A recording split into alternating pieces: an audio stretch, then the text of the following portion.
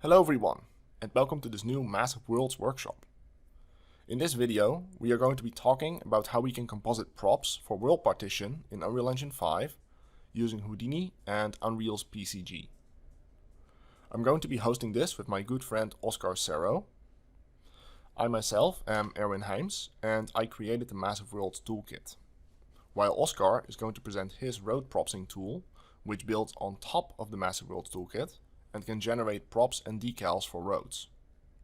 We'll then be covering how we can take the data from both the toolkit's native tools and Oscar's tools, combine them together, and then output it using PCG to Unreal's environment. Now let's get started by first introducing ourselves. So my name is Erwin Heyms. I'm a procedural pipeline consultant and Houdini teacher at Houdini Academy. I have developed the Massive Worlds Toolkit. I've been working on this for the past 3 years and currently working on version 1.2. Next to that, I'm a senior tech artist at Fracture Labs, as well as an unannounced project. And I do R&D consulting work. Plus, I have a series of video lectures currently available on my YouTube channel, completely for free, which will bring complete beginners up to speed to how they can use Houdini with the Unreal Engine. Now, as for my previous experience, as you can see here, I have been working for Ubisoft for about 9 years before I went independent. And I used to work on Ghost Recon Wildlands. I have worked on Ghost Recon Breakpoint as well as Riders Republic. Here's Oscar. I'll let him introduce himself. So Oscar, take it away. Thanks, man. So, hi everyone, my name is Oscar Cerro. I'm a Houdini technical artist based on Barcelona, Spain. And over the past 3 years, I've been working at Fracture Labs, mainly focused on developing world building tools. More recently, I've started working as a freelance tech artist on the same unannounced project as Erwin. And since the beginning of the year, I've had the honor of working closely with him to expand the Massive Worlds Toolkit as a co-developer on Houdini Academy, developing plugin tools to help demonstrate and support the dressing of large-scale environments. There is a lot more to come on that front, so stay tuned. As for my background, I've worked on the Decimated project at Fracture Labs, and before that, I was a gameplay programmer on a small indie title called Soul: Search of Light. Alright, thanks Oscar. So let's move on and let's go over to the main topic of today, the workshop.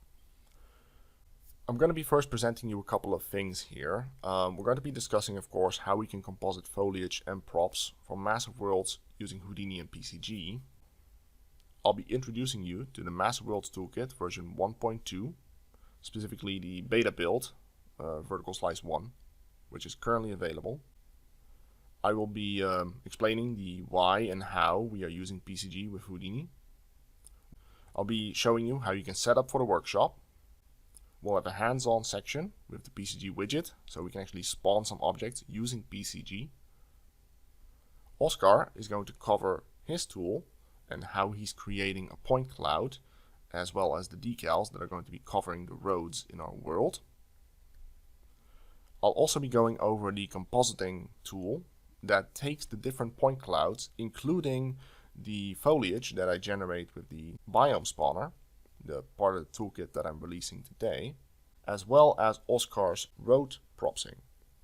All these points need to be composited together, and that's what the composite props tool comes in for. And then finally, we'll do an outro, right? So let's go on.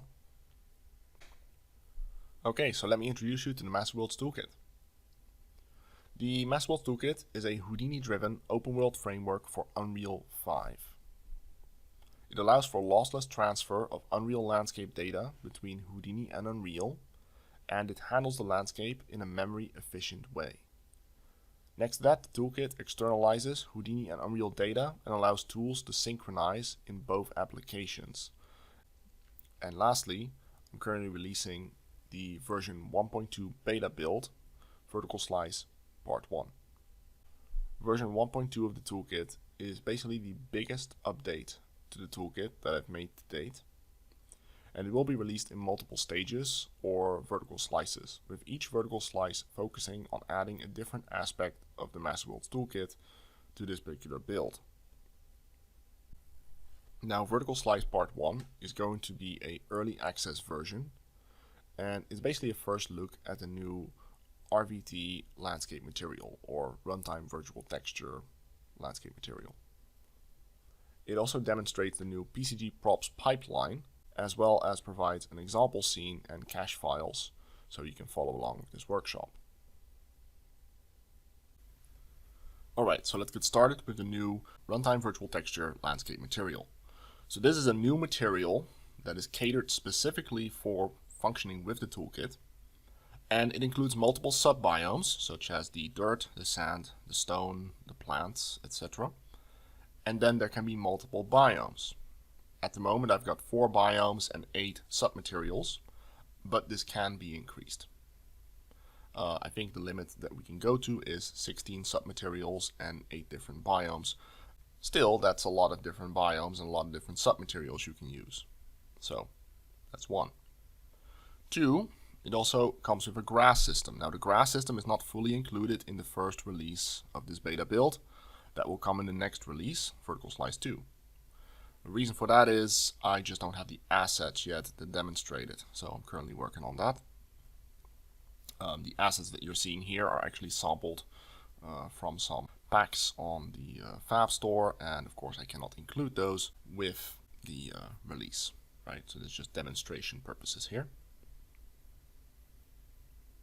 Now here you can have a look at what happens if you also include foliage with this system. So here we actually have multiple biomes blending together seamlessly from one to the other. So here we have a forest biome, and as we move further towards the coast, you're going to see more meadows, and then finally here is the coastal biome. So the trees, the grass, and the landscape material all switch from one to the other, and you can determine where each biome exists using landscape painting or by assigning it using the toolkit and Houdini. Here are some of the biomes, some quick shots of them. Here's a coastal biome.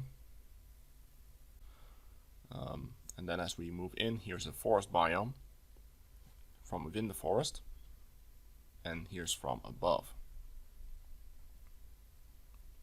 Next to that, because we are using a runtime virtual texture, we have the benefit of using all the other tricks that virtual textures allow, such as integrating props with the landscape by projecting the virtual texture onto the props, right? And that comes pretty much for free with virtual texturing. And we can use the virtual texture to add detail to the actual landscape itself. In this case, we are using RVT decal meshes, which project onto the landscape but aren't rendered in the main pass, and as such we can layer this detail directly into the terrain, which is cached in the virtual texture, and that's very efficient. Now here's a closer shot of the grass system. It's a highly configurable system where we can have different densities of grasses on the same material, and that's fully configurable. However, at the moment this is not yet provided. Systems are in place, but we're missing some components and demo assets. That will come in the next build. Alright, so in order to actually instantiate all the foliage that you see, we are going to be using a PCG spawner widget. This is a tool that I created in Blueprint that interfaces with the files created by Houdini, in this case Alembic files, and it loads those up and basically instantiates a grid on the world where it can replace individual clusters of trees and rocks and other props such as road props as the user requires. The tool also contains a bunch of subcomponents which can be used to clean up these grids. Now, in order to instantiate all these props using PCG, we need to prepare our data. And since we're dealing with a lot of generated content, we need a system that can composite this data together. For instance, here we have an example where we have multiple biomes blending into one another. Basically that shot that you saw earlier, but in a pure data format. So up here at the top, we have the forest biome. As we go further down, we enter in the meadows biome region. And finally, we come up to the beach biome, and each biome has its own series of props. You'll also notice that the roads are carved out because the roads will automatically call out the props in those locations. They are actually present in the point cloud. It's just that the compositor knows where the roads are, knows the size of the objects, and clears them out So once they're instantiated in Unreal, you won't have any props on top of roads unless you want them to be there. We can also do this with other types of props, such as the road objects. More about that later. And then here is a look at the actual biome spawner. This is a subtool that allows us to configure a point cloud, one of the point clouds that we are compositing here. And specifically, this one is used to set up the spawning rules, and then this tool can be run in a task manager in the background to compute props for the entire world. It will compute them in the exact way that you've configured them, so you can potentially configure them in a very small area on your map, make sure it looks right, save it out to a preset, and then tell the task manager to compute it for the entire map. Do that for all the different biomes, run that through the compositor, and then instantiate it using PCG. And like I mentioned, here's the task manager. So the task manager basically handles for each landscape in your map, each prop set, each biome, then composites it together with any other data set, and then outputs it to Alembic files for Unreal's PCG. So for the first vertical slice of the Massive Worlds Toolkit 1.2, we have the runtime virtual texture landscape material, which at this point supports both biomes and sub-biomes and has a full runtime virtual texture integration. It also includes a grass system, but this will be completely integrated in the next vertical slice, not in this one. Next to that, we have the PCG foliage system. Basically, this allows us to spawn props and objects and foliage on our entire map, and that's what we're going to be focusing on in this particular lecture. There's a couple of other tools as well included with this build, such as the biome spawner and the compositor. I won't have time to cover everything in this particular workshop, but I'll be following this up with more dedicated tutorial videos to fully cover those tools. So stay tuned for that one. Okay, so let's move on. And just to give you a quick, clear recap of the data flow that we'll be working with here, is if we have the global props, such as the foliage that we can generate, and we have the road props generated by Oscar's tool, then those can be loaded in by the props compositor. This outputs Alembic files, and then those are loaded by the PCG widget. If we combine this with the task manager, this being the tool that allows us to run these operations in the background, it's a very simple interface. You just have to tell it to compute something and it will generate it. So this is more for your artist facing tools. So they don't have to know how everything works. They just click a button and it goes. Now in this case, an artist can configure, for example, the biome spawner, which can generate the trees for the world.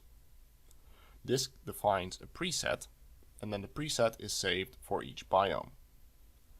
When we run the task manager, we will load these presets, tell the task manager which biomes we want to regenerate on which landscapes, or all of them if necessary, and that will output point clouds for these biomes. These point clouds contain the spawning locations, orientation, and other information necessary to spawn the different meshes on the terrain. Then we have the props compositor, which also has a preset, which is also pre-configured by, let's say, a technical artist or a power user. This preset is simply ran from the task manager, so again, the user doesn't have to do anything, it just executes. And it will take all these point clouds, compile them together, make sure nothing overlaps in the wrong way, and then it outputs that as Alembic files. So once we get to the PCG spawner portion, the widget basically loads in those Alembic files by looking for the master file, the loader grid file, as I call it. And the loader grid file basically tells it where to spawn what grid of props. And this file points out where each one should be and where to find those files on disk. The PCG tool then does some corrections to the models, such as snapping them to the terrain, correcting for angle, culling them in case of steep slopes. And it can also use certain layers in the terrain, specifically the remove PCG layers, to call out specific groups of PCG. Right now there are 3 groups, and each of those groups contains a different set of objects. For example, the first group contains the foliage, the second one contains the decals for the roads, and the third one contains any other props, for example the road props like barriers and power lines and such. And then finally, we can use the tool to stamp these instance grids once they're generated into the map. This basically takes these grids and it releases them from PCG, turning them into simple instances. So let's talk about the how and why we want to use PCG with Houdini. So here's a quick example of how the tool will spawn the grids in the map. You can see PCG is executing and it will spawn each grid in sequence. It's very fast. And then we can look at the result and you can see all the instances, the decals and everything is now in place. So it's pretty straightforward and easy to use. And the benefit of this is that we can actually specify individual locations in the map that we want to regenerate. We don't even have to regenerate all of these grids. We could just select the ones we want to regenerate and only replace those. So why are we generating all this stuff in grids in the first place? Well, the main reason is world partition. And world partition is pretty much required to support massive open worlds. Now this is done because we need to manage millions of instance static meshes or hierarchical instance static meshes for props and foliage. This can mean hundreds or even thousands of instance clusters. The main benefit of this is that this will support HLOTs, or basically the fake replacement that Unreal can generate for you when a tile is not actually loaded in the scene. So here's an example of world partition in practice. Look at the back here in the background. Notice how when this circle touches that grid, it loads in a section of the terrain. Again, you can see it here. The terrain now starts to load in. And it's not just the terrain that loads in, it's also all the props that are assigned to that same loading grid. So here we have a grid of props as well as a landscape tile. And we can actually grab those grids and delete them or move them, though you probably don't want to do that. But the point is they're basically independent assets. They have their own bounding box, their own pivot, and this means that world partition can see them and load them in and out like chunks. Now, the main thing about world partition is that it will only load things that are in range of your camera. And when a loading grid touches that range, it will be loaded into memory. When it gets out of range, it will unload and eventually be purged from memory. So the main benefit to that is you can build really large worlds and only load the parts that you need. Now the way how world partition knows what to load is via the loading grid. So the loading grid is a virtual grid on your terrain that you can configure using the world settings in Unreal, the world options. And this particular grid over here, you can actually see it. When you enable preview grids over here, notice how you can see a bunch of different colored grids in the terrain. The one we're currently looking at is the yellow one. So if I shrink that down, you can actually see that right now this grid aligns perfectly with the tiles of my landscape. And the foliage grids themselves are a quarter of that. There's a reason for that, and I'll get to that in a minute. But you can also see that if I scale it up, then technically everything inside that radius will be loaded. As a general rule for these instance static mesh clusters and loading grids, we want to make sure that we turn on place small actors using location. And this needs to be enabled on the loading grid. It can actually be found down here under the advanced settings. Again, you can find this in the world settings options of your scene. Scroll down to world partition setup, and then down here under advanced.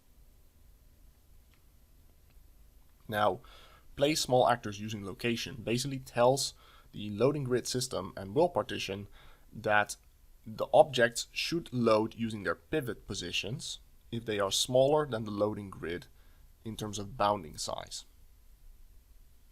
Now, this does mean that an object needs to have a bounding volume that is smaller than the grid that it's assigned to. Otherwise, it won't load in properly. It needs to be smaller, or it will automatically scale up to the next loading grid level.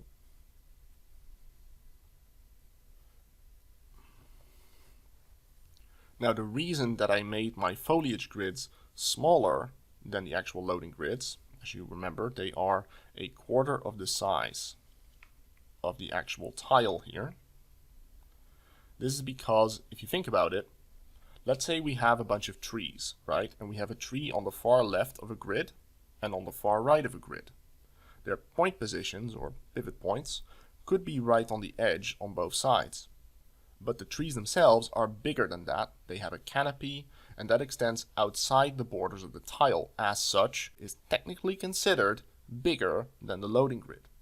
When that happens, Unreal will reassign this particular object to the next level in loading grids. And higher levels of loading grids basically cover double the size of a grid, but they can cover the size of a grid in any of these directions, just depending on where that tile is located. So the easiest way to prevent it from going wrong is to simply make the grids smaller than the actual loading grids. And to ensure that, I just basically cut them in half. Now, if we have a closer look at Unreal, I can explain to you why this is so important. Let's go over to Unreal here. So if we go over to our settings up here and open up our world settings, and then we want to look for the world partition settings here, let's enable our preview grids option so we can actually see the grids on the terrain. Currently I don't have the whole map loaded, only a part of it, but this is sufficient. And I'm going to go to my grids over here, and I have two grids right now. I have the main grid, which generally always comes with world partition. This will load any object that is not assigned to a specific loading grid in this one. We're going to close that for now. And then we have the second one here, which is my landscape grid. Now, if I shrink this one down, let's make this, I don't know, 20,000. Notice how, at the moment, it is loading the tiles that are within this circle. It's a bit faint to see, but there is a circle there. If these grids touch that circle, you notice how it will actually load them in. Now, what will happen if we have a grid, such as one of these foliage objects here? If those were bigger, as if they were one big grid, and let's say some of the trees on the borders here would technically make this bigger than one tile. What will happen is that Unreal will instead go up one level. As a result, now, whenever my circle touches anywhere, let's say on the edges of this tile, again that circle is right there, notice how it's now loading that grid over there. Now, at the moment you'd say, oh, it's only going to load maybe half a kilometer further than it should, which is not great, but not catastrophic, right? But because these tiles can technically be located in any location of these basically areas, it is technically possible for it to escalate it up to another grid level. And now, if I go over here, notice how it's already loading the objects in this particular grid level from this far away. So that's the problem with world partition and not controlling your loading behavior. So the solution to that problem is basically make sure that your grids are smaller than the actual grid itself. And then it will just load them in based on proximity. Right? Anyway, let's go back to the slide. Now, before we go into PCG, let's quickly talk about the more traditional method of spawning objects with Houdini, because Houdini is very capable of spawning various types of instances. So, as a quick rundown, there are some benefits to using Houdini. It can actually generate different types of objects, including instance static meshes, hierarchical instance static meshes, blueprints, any kind of actor, or even instance new geometry. Freshly made geometry by Houdini that can then be instanced throughout your map. It's very powerful. Next to that, it's very interactive because we can control it via Houdini tools running in the Houdini engine. So we can make it do anything we want, and Houdini is a very powerful toolset. We can even use it with scriptable tools because there is a set of Houdini nodes inside the scriptable tools system in Unreal that basically comes with the Houdini engine, right? So the Houdini engine gives you some options to run Houdini tools using scriptable tools, make them spawn the tool, execute the tool, and then delete the tool, and the user will never even know what it's doing. You won't have to worry about it. And then finally, HDAs can also create and organize your instance static meshes into clusters for world partition using the Unreal Split attribute. Now what that basically does over here is you can actually see where we have a bunch of, let's say, instances per tile being spawned into these grids. And these are basically baked out from the Houdini tool, meaning that at this point they are standalone objects, right?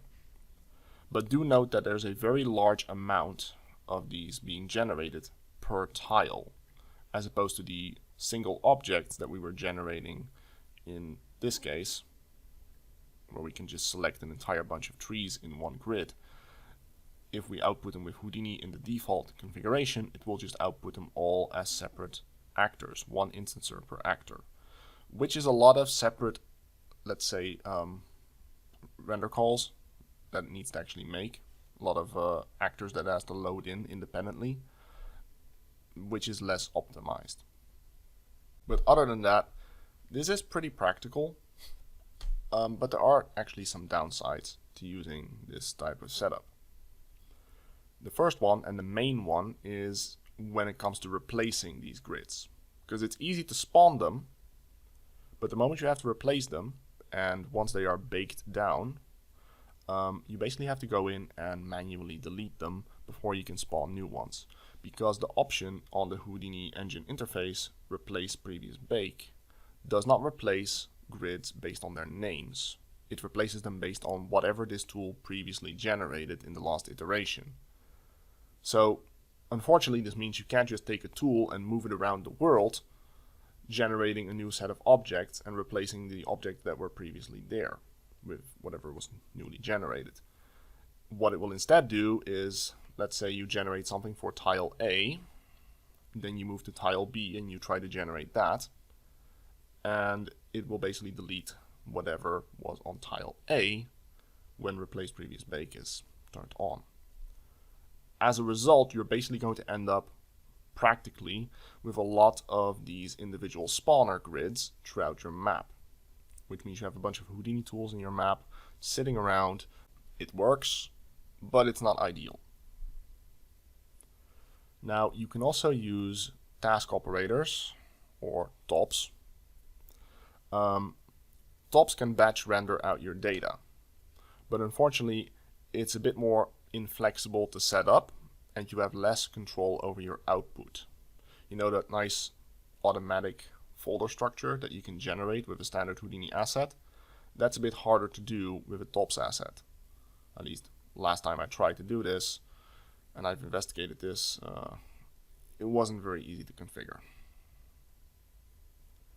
Now, next to that, HDAs have an output cleanup process of sorts.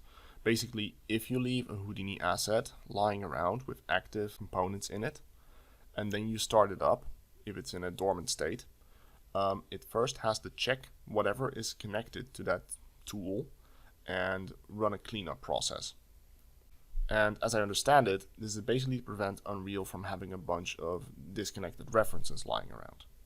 Now, this process is necessary, but it can be a bit slow if you have a large quantity of instance static meshes or other outputs already being generated by that tool. There are some workarounds, like disabling the tool and making it output nothing when you first activate the tool and then switching it back on. But again, it's kind of a workaround. So some caveats that we have to work with. Next to that, if we need to re-snap our objects to the terrain, this requires up-to-date terrain data. And this can be slow to sample or extract. Unfortunately, and especially in Unreal 5.4 and 5.5, extracting data from the landscape, depending on the size of the landscape, is exceedingly heavy. Not really due to a fault of Houdini, but unfortunately due to some error that snuck into the Unreal Engine in these particular versions. Now, this is supposed to be sped up again and fixed in 5.6, so I'm heavily waiting for that. But as a result, if you're just working with small tools, you don't want to go and sample large quantities of terrain using a Houdini tool on the fly. It's possible, but it's gonna sit there for a while and collect the data and then do whatever junk task Unreal's basically trying to do at that point. Now the way around that could be to cache your landscape data ahead of time, which is what the Massive Worlds Toolkit does. You have one tool, it captures the state of the terrain, and it can reference that on the fly, and that's very fast. But it is something that has to be updated. So if you're going to sculpt your terrain, you have to make a new landscape capture, which doesn't take much effort to do, but again, it means you have a little bit of iteration to go through.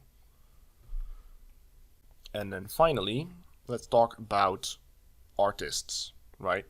If you are an artist that doesn't know Houdini, and you don't really want to deal with too much of the Houdini engine, and that's common, right? Regenerating your foliage and props using a bunch of Houdini tools, when you have to jump through a bunch of these hoops as well, is just impractical. Or at least, they won't want to do it too much. It's going to slow down their iteration speed, and that's never a good thing in production. So all in all, Houdini is very powerful for spawning instances and objects. However, for our purposes, where we need to spawn a very large quantity of foliage across our world, we need to have it work with world partition, which means it needs to be cut up into easily loadable and efficient grids. It needs to be easily replaceable if we want to work with these grids. We don't want to have to generate everything all the time. And we'd like to avoid using Houdini tools that have to boot up and etc. When we just want to replace some foliage or snap it back to the terrain. So what's the solution, right? Well, the solution can be by using PCG, if we manage it properly. And let me quickly run you through some of the reasons how we're going to go about doing that. Firstly, PCG can actually generate your props live, meaning they can be computed in-game at runtime.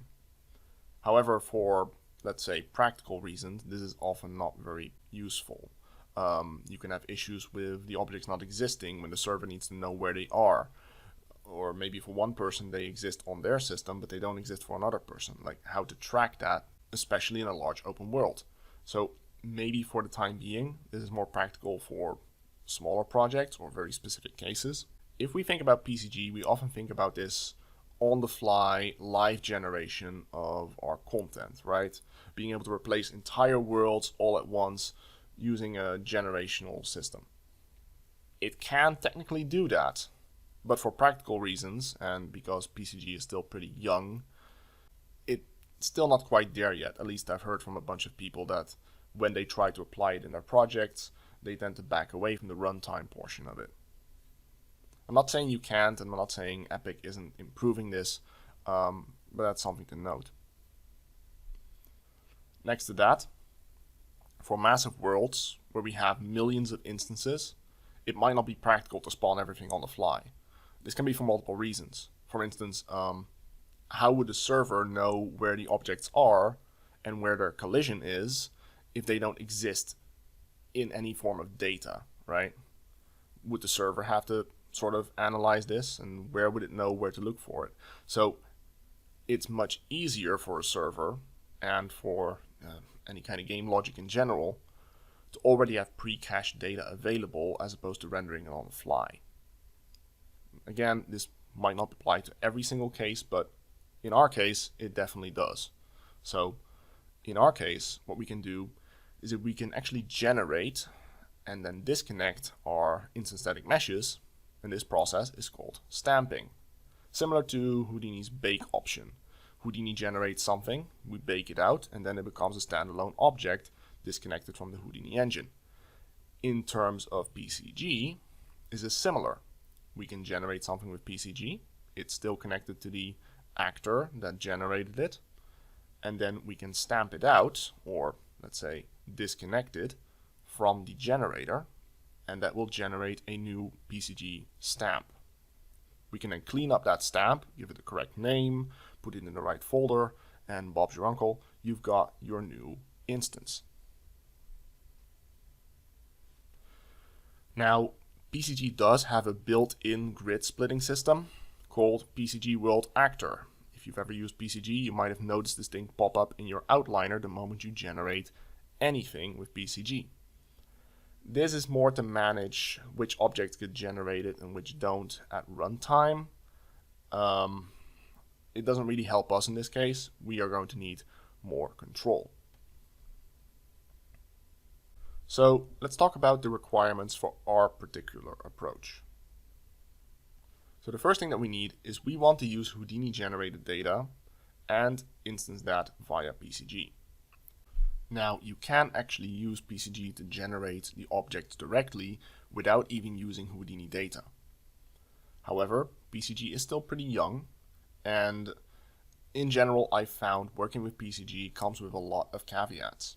You need to know what works and what doesn't, what's stable and what isn't.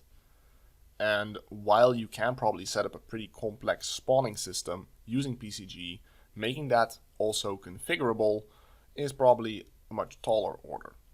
On the other hand, with Houdini, we can create very complex spawning tools which are highly configurable, use external data, and in general, Houdini is a very developed out programming language. So we can do a lot with it that currently is just going to be a lot harder to do with native PCG. Now next, we need to be able to easily create and replace our instance grids.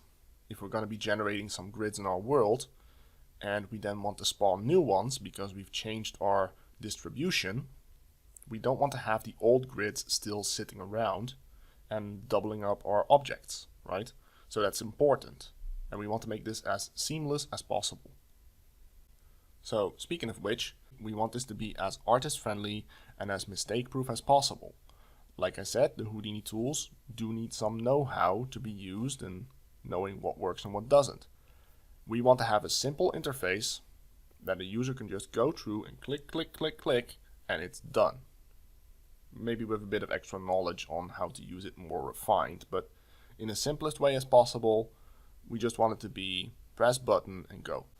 And finally, we also want to make sure that the system configures everything without having to touch any of the subsystems inside these instances. If we want to configure things like the HLOT layer that they belong to, whatever loading grid they're assigned to, we want to set up our collisions, we want to configure RVT decal systems, or where in the outliner it's located and what name it has, all of this should be done for us. That's important because if you have hundreds or thousands of these in your map, you really don't want to have to go through all of them and manually tweak them, right?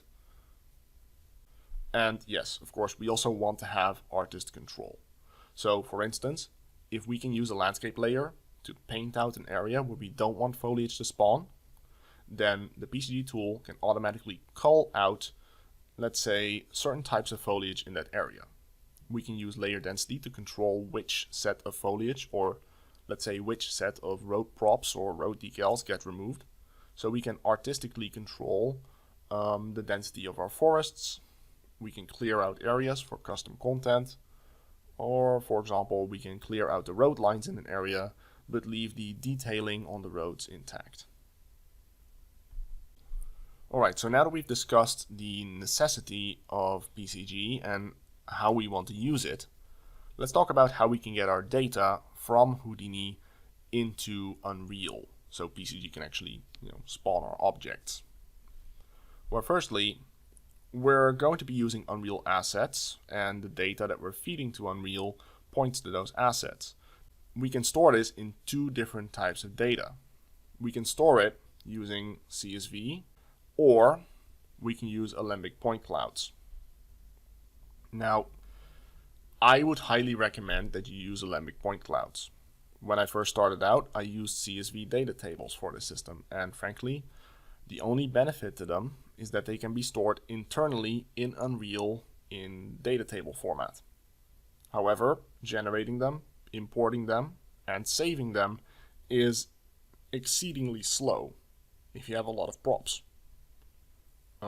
Basically, if you go over 50,000 actors, and you can easily reach that level in a 500 by 500 meter grid, these files become slower and slower to work with, let alone open up. On the other hand, Alembic point cloud files are actually really fast. They can be fast to create using Houdini, and they are very fast to load by PCG. I mean, technically, if you make the file really big and include millions of points, it will still take a moment for PCG to load it. But since we're cutting it up in individual little grids, you're never going to get to millions of points per grid. Next to that, it does, however, mean that we need to store our data externally as ABC files. Alembic files are importable into Unreal, but only in the model format. It doesn't work with the point cloud format, which is the one that we're using. Unreal simply won't recognize it. So what we're going to have to do is point Unreal to a file on disk and then have it load the data from that. However, since we're loading our data in the editor, that doesn't really matter too much, and I've set up the system in such a way that it will always know where to look. Now, the other thing you need to know is that it requires the external data interop plugin or interoperation plugin, which comes with Unreal. It's just not enabled by default, just like PCG. So you have to make sure this plugin is activated, or the tool will simply not work. So the way how we're going to make this work, without it being too much of a hassle, is we are going to make Unreal point to one specific Alembic file. This Alembic file then contains the location and names of every other grid that PCG can potentially spawn. So this one's basically an index file, and these are all the point cloud files. Firstly, let's talk about our spawn point clouds. These contain information such as the mesh reference, the transforms, and the spawning rules for each grid that we're trying to spawn objects for. This basically means that we end up with a bunch of Alembic files named based on the landscape, the grid coordinate in that landscape, which quadrant in that grid it's in, and then the layer that it belongs to. And when I say layer, I basically mean that we can spawn our foliage, our road decals, and our road props separate from one another, so we don't have to replace all of them at the same time. So we'll basically end up with a bunch of files named like this. And then we have the loader grid file, which contains the position, the bounding shape, and the names of all those other spawners. Now, one thing that I do here is I actually save it in a separate folder called full. So we have our cache over here. This contains all the cache files for landscape 2. This one contains for landscape 1. And then this one is a shared folder, which is where this grid loader will be located. So we only have to look for this particular folder for this particular file, and PCG will just grab that, and that will point to the locations everywhere else. Because we are using the Unreal project folder as the base structure, and all of these files are located within the Unreal project folder, this will work out of the box. If you have your Massive Worlds cache located somewhere else, you'll have to configure the PCG spawner to look there instead. But either way, the tool will know where to find the files fairly easily. Alright, now for the next portion, you're going to have the toolkit installed on your system. So let's go over how we can do that. So let's go ahead and download the Massive Worlds Toolkit from my Patreon page at patreon.com/ErwinHeyms. On here, you should be able to find a post called Massive Worlds Toolkit version 1.2 beta Patreon download. And in here, you'll be able to find all the files required to follow along with this workshop. Now keep in mind that of course this particular download is only available to my Patreon backers. And version 1.2 is going to require you to be subscribed to the Massive Worlds backer tier, which is €22 a month. Now, I will say this, you don't have to stay subscribed in order to be able to use the toolkit. You can subscribe, download it as is, and then unsubscribe. However, I will be releasing more updates to the toolkit over the next few months. And of course, if you want to get access to those, you will have to be subscribed to my Patreon. Now, once you subscribe to my Patreon, as a backer bonus, you will get access to the toolkit using a non-commercial license. However, of course, this is only a non-commercial license. If you're going to use it in a commercial setting, there are some conditions that once you exceed those thresholds, you should contact me to get a license. More about that later. I don't want to bog us down. And of course, you're going to get access to the project files and Houdini digital asset download links.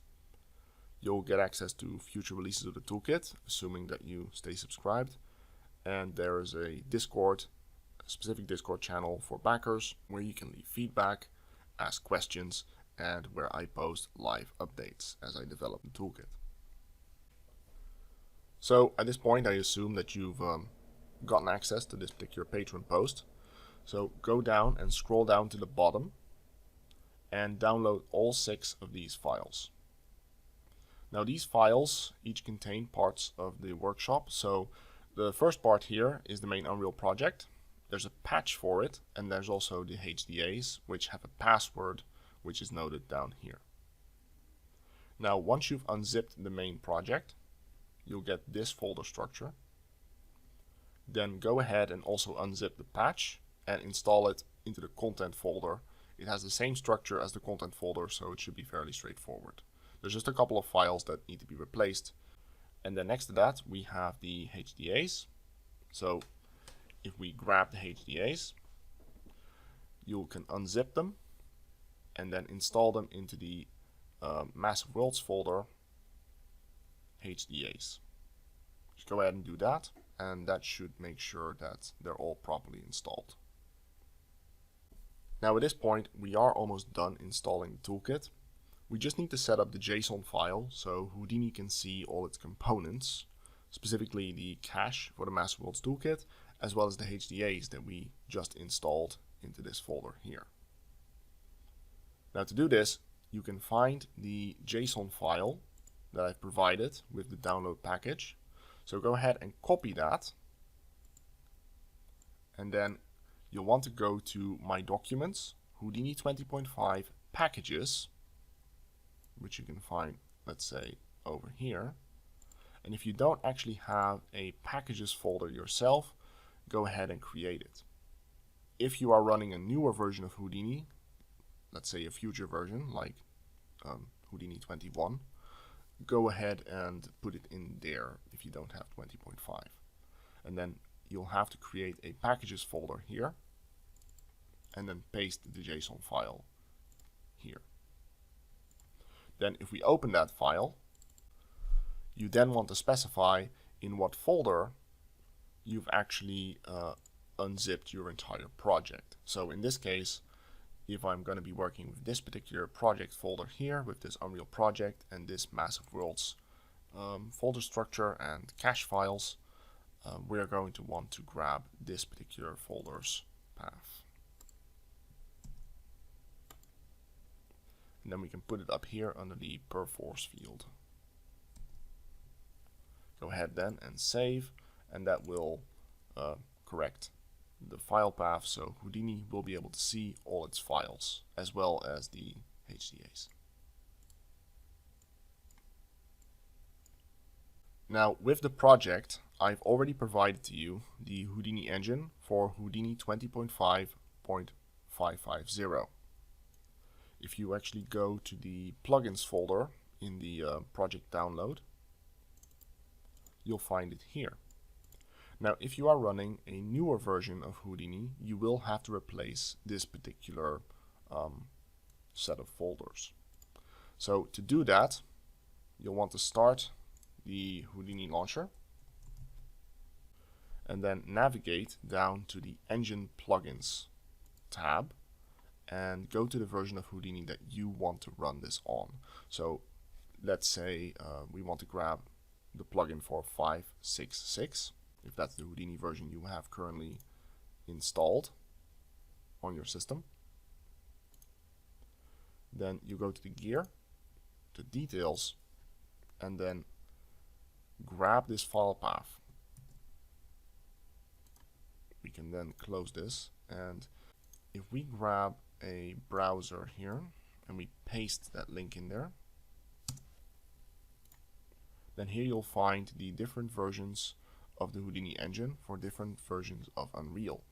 We're running Unreal 5.5.4 here, so I'm going to go in there and copy these folders, and I'm going to replace these guys with them, right? So we want to delete those and then paste the Houdini engine in here. Assuming that you've done that properly, the Houdini engine in Unreal should be able to run. And of course, in order to actually run the Houdini engine, you are going to need at least a Houdini in the license, right? You can't run the Houdini engine with a non-commercial license. Alright, so at this point, if you've installed the JSON file properly, you should be able to have Houdini see the files for the Massive Worlds Toolkit for both Houdini, the Houdini engine in Unreal, and the Houdini PDG. And I'll be able to access these particular folders in the toolkit. Let's have a quick look at how this works. I won't go on for too long, but basically you have this folder here for the Massive Worlds Toolkit, which is included with the actual project folder. This includes all the cache files that we are going to be accessing, such as the point clouds for all the props in our world, right? As well as other information such as landscape information and biome information if you want to run the biome spawner, for instance. Now, inside this folder, you're going to find a bunch of different file type folders. These folders are basically the external cache for the Massive Worlds Toolkit. These are used by the toolkit to communicate data between its components and Unreal. Now, if we jump into one of those, you'll go down to the project level. If you have different landscapes in your world, each landscape basically comprises what I call a project. So you can have multiple landscapes in your terrain that are all sitting next to each other, and they all have their own project name in this folder structure. You can also add your own project names in here that aren't related directly to a landscape, but could, for example, be used for files that apply to all landscapes.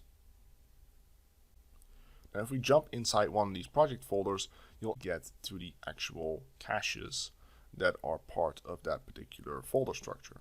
So here, for example, we can find the cache folder for landscape 1, in which we have the path blueprint spline cache, the path grid cache, as well as the prop caches and the alembic files that we're going to be using with PCG. Alright, let's go ahead and boot up the Unreal project. So let's open up our browser here and let's go to the Unreal project. Let's start that up.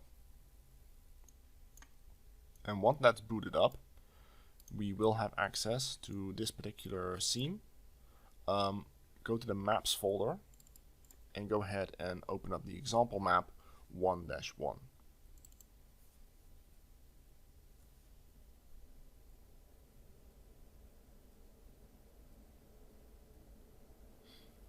Now it might have to cache some shaders initially, but once that's done, you should be able to see this map. Now at the moment, it's only going to be loading a small portion of the terrain. So if we go to World Partition, you can load more. But for the purposes of this particular lecture, you don't have to. Well, there are some tools in the scene that are currently not being loaded into memory. Let's increase our camera speed so we can actually zoom around a bit. But let's say we load this part of the map as well. And we'll give that a second to catch up. Now, depending on your memory, on your video card, you don't have to load the whole map at once. You can only load small sections of it. Though I do suggest that you run this on a decent graphics card setup. I personally have a 4090 RTX. I don't expect you to have that level of card per se, but it's still useful to have sufficient memory available when you're working with large landscapes, because they do take up some VRAM. Alright, so the tools in question are back here. These include the biome spawner tool, which is used to specify, let's say, tree distributions for various biomes that we can spawn. And we have the compositing tool back here, which is used to composite various point clouds together, such as our different biome caches, the road props, as well as the road barriers. We'll talk more about this a bit later. Now first we want to test out if everything's running properly, so go ahead and go to the Houdini engine and try to create a session.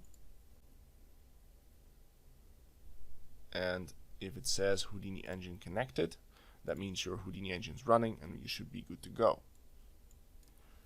Now we are going to be using the widget, and you'll be able to find that one here under Content, Massive Worlds, which is where all the Massive Worlds related tools and files are located. And then here's the PCG tools folder. And you'll be able to run the spawner widget by right clicking on it and saying run editor utility widget. If you've installed the patch correctly, you should see this particular version of the widget. Alright, let's go ahead and use this widget to actually spawn some PCG. Now before I do that, let me go ahead and clean up my scene a little bit. I'm going to grab the widget and move it up here into this window. Next to that, let's make this a bit smaller. Make sure we have some space here on the right. And let's move over here to the center of the map. Now you might notice that I have loaded the entire map at the moment.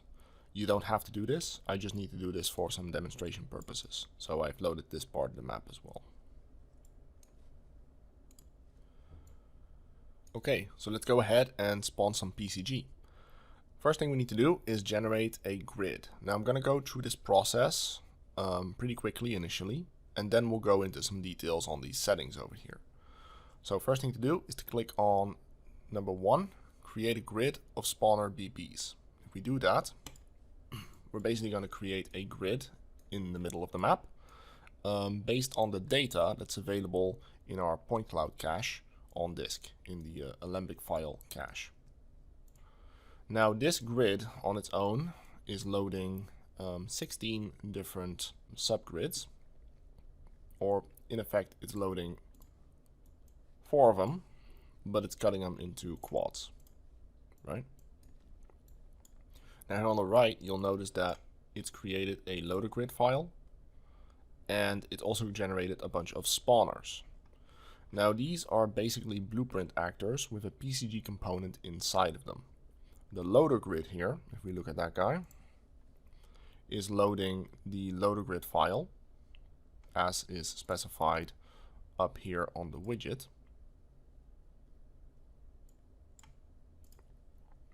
It has a spline component in it, and then next to that there is a PCG subcomponent that's loading the loader grid PCG graph. Now that basically means that this PCG actor is generating a bunch of spawner blueprints. These spawner blueprints here are each equipped with some box graphic elements that we can use to select them and that determine their bounding area, basically the area of effect for PCG. But it also contains its own PCG component, which uses the PCG spawner graph. So this guy is the one that will actually spawn some objects, but right now it's not spawning anything as of yet. To make these grids spawn something, we can go to their own interface and click on load grid, and that will actually make that object generate some PCG for us. As you can see, we can make it spawn and clear. But this is not the preferred method of spawning our objects. We don't really need to go and do this manually. That's what the widget is for. So let's go back to the widget and let's do this via the interface. So once we generated our grid, we have a bunch of spawners here, but they're all unnamed, so they're not very organized. What we can do is we can trigger the spawning behavior as well as a renaming piece of code that will name these grids based on the file that they're all loading. So let's grab that, click on that button, notice how they're all renamed.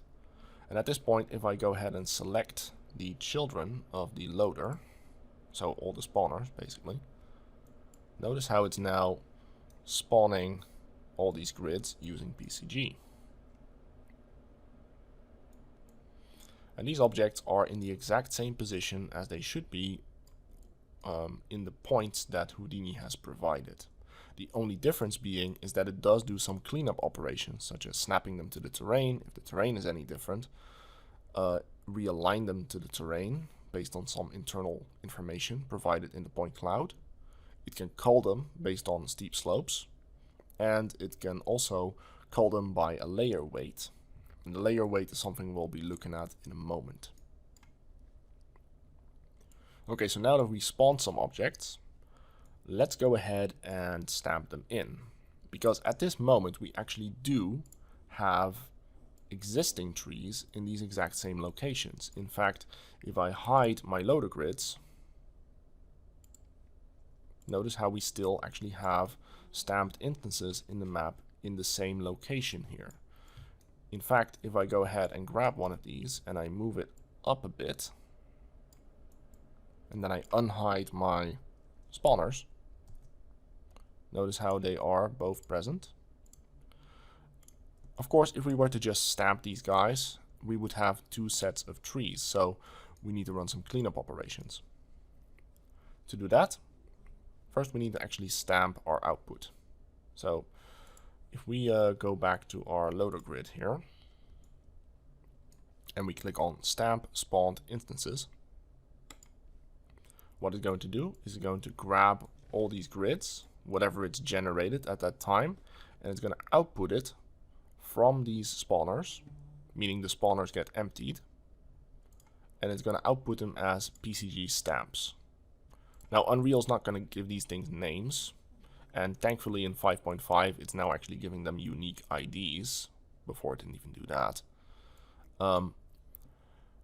But basically these are now separate instance objects. In fact, if I click on one of them and I go to details, you'll see here is one of them with all its instances. But they've not been properly configured as of yet. For example, if I look at this guy, notice how it has a really big scale and its pivot is also located somewhere in the sky. And that's simply because it copied the settings from the PCG component up here when it created the instances. There's not much I can do about that, but I can clean it up afterwards. So that's what we're going to do next. We're going to organize these guys. Now we can do that by clicking, nothing at all, and then going to the widget and then saying organize stamped actors. If we do that and we make sure all this auto cleaning stuff is enabled, it should clean them up. And I say should because there is a caveat to this. I'll get to that maybe in a moment. So if I click that, notice how it has now replaced these actors. Now you won't be able to tell that, except those trees that were here previously, that were in the sky, are now gone. So what it's basically done, and maybe this is easier to show if I repeat this process, but basically what it's just done is it's taken those stamped actors that were here in the outliner at the bottom, and it's moved them into the instances outliner folder. Here you can see we have a bunch of stamped instances now with a star next to them, meaning these are new, right? All of these were just created, and it selected the old ones that were there previously. It's marked them for delete, and it's replaced them with these new ones. It's also renamed them, and internally it has fixed their scale, and their pivot is now nicely located in the middle of each grid. So that's the main basic behavior of the cleanup process. It basically tries to make sure that all our objects are nicely organized, cleaned up, have all their settings configured, etc. Now, let me just show that one more time, but this time I'm going to do it to just one grid. So let me grab one of these. Let me say you there. Now I'm going to make sure I have a grid selected with group 0, which is one of the trees, right? Group 0 is the foliage. If we actually look at the widget, that will be layer A. So if I have this guy selected, well, at the moment I'm selecting the spawner, but you'll notice that there is nothing spawned. This is because we already stamped out its contents and it's currently empty. All the other spawners are still around. They're currently just, sitting around idle. If I go ahead and I click again on rename and spawn PCG instances, then it should spawn something, but notice that it's already been renamed. So in this case, we can also click on force respawn selected grids. That will force it to update. So if it doesn't update with this, it's probably because it's already spawned previously. Click on this button and it will do it instead. Okay, so notice how I've only generated one grid right now. All the other ones are still empty. And that's simply because I only had this guy selected. So the widget is sensitive to whatever you have selected in the outliner. If you have the parent selected, it will grab all of them and generate all of the grids. If you only have one of the children selected, it will only generate that guy. Okay. So let's go back to the one we just generated. And let's make sure we don't grab the instances. In fact, notice that this one's the one we just saved out. I'm going to just move this one up again, so we can at least see the differences. So here's the spawner under the loader grids. And let's stamp that one out. Okay, so once again, we have our stamped PCG actors down here. And if we now click on Organize Stamped Actors, or if we select this guy and then click on Organize Stamped Actors, again, notice what happens to the trees that are here in this position already. They get removed. Okay, so that's what this does. This auto clean existing instance grids. Now this only works if the grids that are already in the map, such as all of these guys here, are visible, loaded, and editable. So if you have them in checkout on Perforce, or rather if someone else has them in checkout on Perforce and they cannot be deleted, you might end up with doubled up grids. Or if for whatever other reason those grids aren't deleted automatically, you might end up with doubled grids. Likewise, there are still a couple of bugs with the blueprint script that the widget executes. I've tried to clean this up. I'm still not quite sure what causes it, but sometimes when you organize your stamped actors with the center pivot option enabled, they can end up in the sky. And I don't know if I'll end up showing that today. But one of the ways how we can fix this is by not running that cleanup script when we are organizing it, and then afterwards selecting the objects in the up here in the outliner, and then running that cleanup script manually. So we can actually trigger these cleanup scripts here manually as well. So I could click on here on this button and it will run the cleanup script on these guys. Now, let me demonstrate that, for instance. Let's say we generate one of these grids again. Let's say you guys. Yeah, all of these will do. Okay, I'm going to spawn them. And then I'm going to stamp them. Alright, so now we have some stamps down here. And I'll go ahead and I'll disable my cleanup scripts down here. Also notice how there is the hlot option. Currently I don't have a hlot in my scene, but if you have a hlot layer you want to add these objects to, you can feed it in here. If I now click Organize Stamped Actors, it is not going to delete the previous actors in the scene. Likewise, it will not fix their mobility and collision, and it will also not fix their pivot positions. So let's do that. So if I now click on these objects and I look over here, you'll notice that there are a bunch of duplicates sitting in the same location in the world, right? Now, that's a problem, of course, and this can happen also for various other reasons, like I just mentioned. It might be that the object wasn't loaded properly, or it wasn't visible, so the cleanup script couldn't see it. If you want to fix this after the fact, just make sure you have nothing selected, and then click on Select Double Instancer Grids. If you do that, it will select all the older instancer grids, and you see here it's found 4 of them, the 4 that we just generated, and it's selected the older versions of those duplicates. It will only leave one of them, the latest one, unselected. So at this point we can just go and click on Delete. And that's another way how we can clean this up.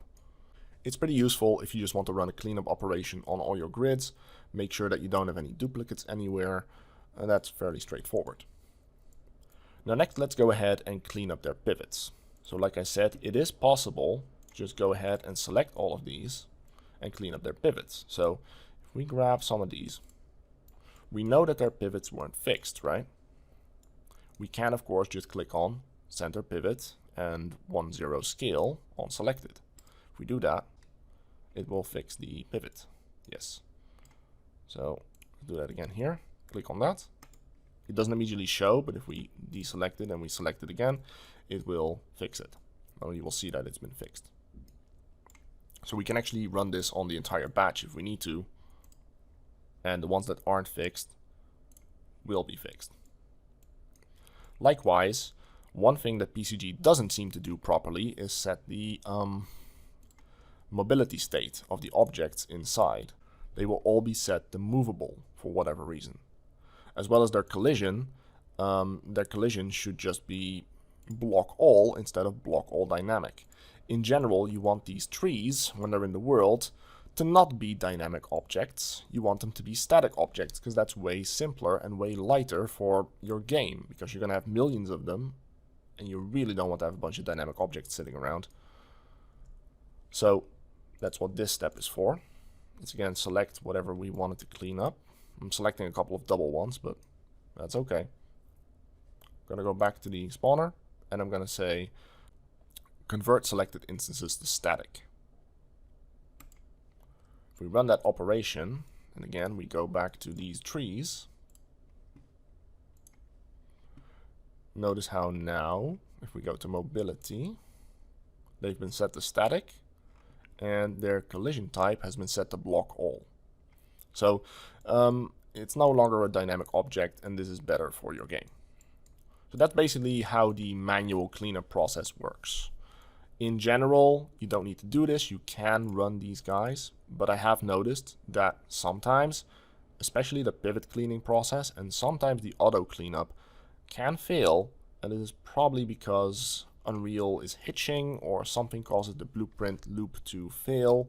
Honestly, I've tried to clean this up a few times and I still haven't gotten it quite figured out.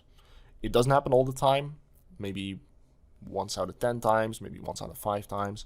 Might depend on the strength of your PC, might depend on whatever it's doing at the same time. If I figure it out, I'll fix it.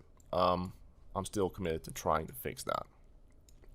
But anyway, you can run these things manually as well. It just takes a few more clicks. right? But honestly, I have generated entire maps worth of trees with just the auto system. And if it fails, you can generally just go and re-stamp them again. Just regenerate, stamp, and organize, and it will be fixed. Anyway, let's go ahead and clean up our spawner. Because now that we've spawned stuff, we can now get rid of the spawner because we no longer need it in our scene. In fact, I recommend you don't output this to your build. You don't want this in your runtime game. It is not meant to be a runtime tool, and you'll probably get some errors with validators or whatever if you do.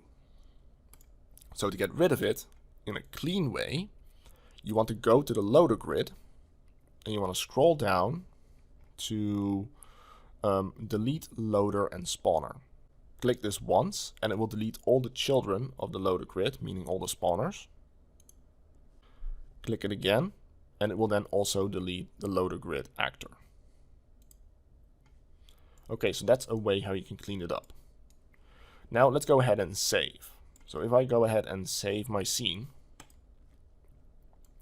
notice how a lot of these actors have duplicates here. Some are being added and some are being deleted. That is exactly what it's supposed to do. It's basically generating new grids and marking the old ones for delete. So we're basically swapping them out with new ones. So let's go ahead and save this. And if you've done everything properly, at this point, you will have a new set of grids in your map with foliage, as well as probably some of these decals here. And they are freshly spawned and updated. Now, you're not going to notice that right now because we haven't actually changed anything compared to what was there before. So let's go out and figure out what we can actually do with the landscape tools to manipulate our PCG. Because there's another reason why we can use PCG to spawn our objects. So let's go over to this village over here. It's right next to the lake. Let's just zoom in on that. I'm going to hide some of these visuals here just to get them out of the way. Now, we can actually make PCG generate when we are manipulating the landscape.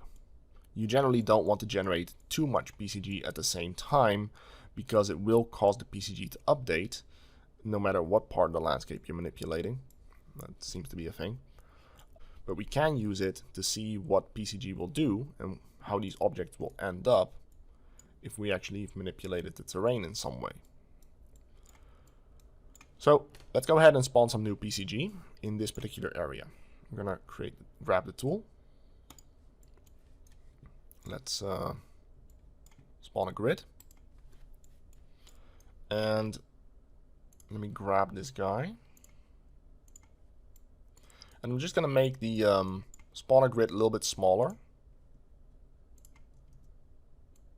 I'm gonna grab these points. You can use Control. And you can select a smaller area. I'm going to move that over this town here, roughly. Say about here. And click Regenerate Grid. Notice how it's now generating half the size of that grid. It's just right on the border of these two grids here. So it will load both of them. That's fine. The main reason I'm doing this is because it means I have less PCG to generate and the feedback will be just a bit faster. Now you do notice that I can use this particular bounding shape to select a large quantity of my terrain at once and generate all of that. I can also grab this, hold Alt, drag out a new point and make an even bigger grid and then regenerate just that area. So if I want to regenerate this lake, I just have to draw a curve around the lake and all the grids in this area will be part of the update. Now let's get this back to normal, or the way how I just had it. Let's move it back here. Incidentally, if you want to generate the whole map at once, you can also disable limited spawner grid by bounding. If you disable that, and you then generate, it will create a grid for the entire map. It'll take a second, but this is basically all the grids that are available inside the point cloud cache. that are indexed by the loader grid file. We can also tell it to only generate, for example, the RVT or the props. So if I disable my foliage and I then generate, it will generate the grids for those particular instances only. It will only generate grids that it has points for. So, you know, that's one thing to take into account. So let's go back, generate just this area, and let's have a closer look at how we can manipulate our terrain and have PCG update live. So I'm going to go ahead and spawn some of our PCG here. Now, at the moment, we do have existing trees in this area. And if I'm going to be looking at live PCG, I don't want to be looking at both of those at the same time. In fact, let me select these guys. And if I hide them, we still have trees in the same place, right? Let's go ahead and click on Hide Existing Instances if we have these grids here selected. We do that. Notice how it's hiding the actors that have been previously stamped in this location. It's still leaving the other ones visible, but the ones in this location have been hidden, which means that if I actually unhide my loader grid here, the only thing I'm currently looking at is live PCG, meaning that I can manipulate this and I will see the latest result only. Okay, so let's make the screen a little bit bigger. And I'm going to open up the landscape editor. Now, this might take a second to update, depending on if you've already opened up the landscape editor previously. I do suggest that you let this load properly. Now I'm going to go to the base layer for now. I'm going to go to paint. The reason I'm selecting the base layer is because a lot of the layers for painting go into the base layer. There are a couple of exceptions, and I will present a proper set of documentation about this with version 1.2 in the future. It's just that at the moment I don't have that quite ready yet for public release.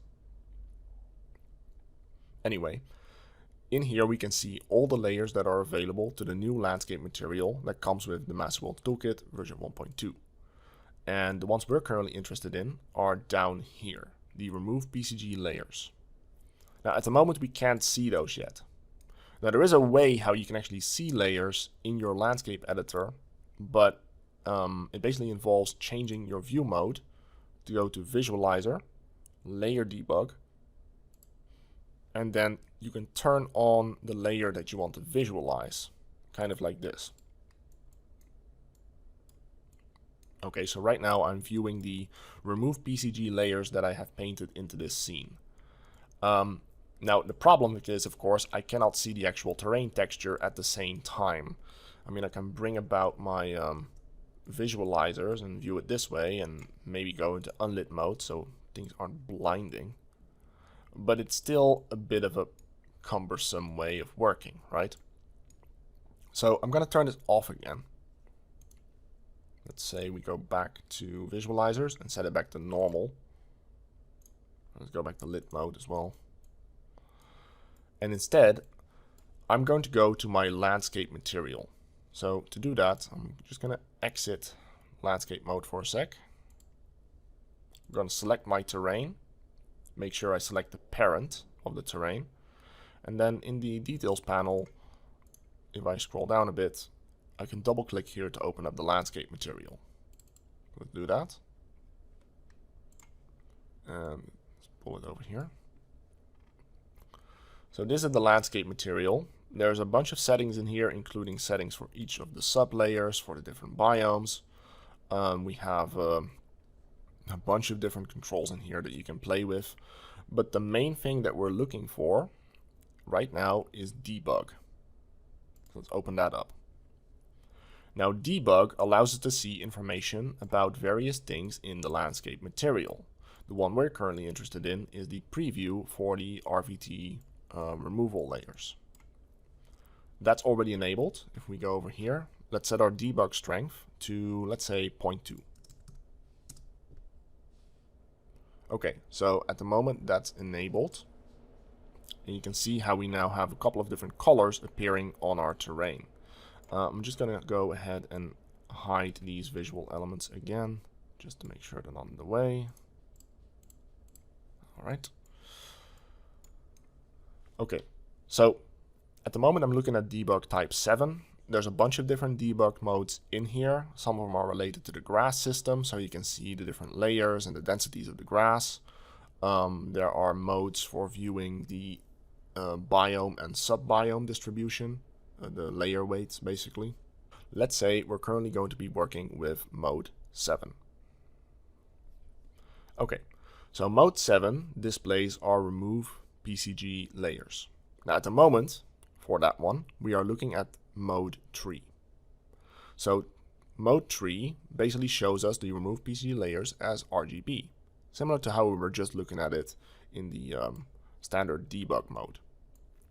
We can also view individual layers. If we set this to number 0, we will view only layer A, meaning the foliage removal layer. And notice how in this case we can actually see the density of these layers as a gradient. And you can also notice that the gradient is different, and this is causing PCG to be removed in, let's say, different ways. For example, in this area only the trees are removed, but these bushes are still in place. Whereas in the red area, all the trees have been removed. All the objects are gone. And that's actually intentional. If we switch to mode 1 here, you can see that here it's removing the decals on the roads. So here you can see that the decals for the roads don't spawn here.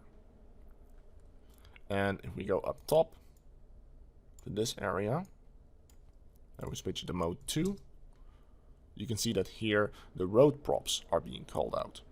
So that's how this works, right? This is basically a preview system and allows it to see different information about the material and how, in this case, it's affecting PCG.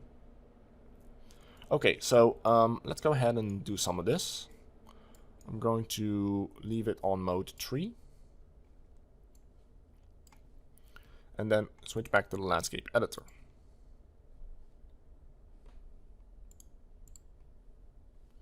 Alright, so now we're in the landscape editor. Let's select the base layer for painting. Make sure we're on landscape 1. And I'm going to, let's say, disable this and scroll down. So now you can actually see we have layer A, B, and C here. Let's grab layer A. And let's go ahead and remove some of this culling here. So if I hold Shift, I should be able to remove this influence here.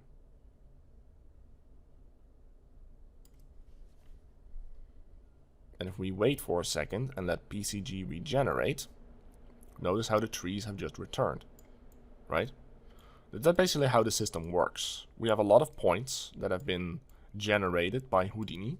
The composite tool has generated a large quantity of spawn points, and then PCG will instance those, but we have the ability to cull them out. So for this village, for example, I didn't want any trees in the middle of my town, so I've removed them in this area. Likewise, if we want to remove some of the road propsing, we can also do that. But like I said, it goes slightly further than that, because these objects have a culling weight baked into them.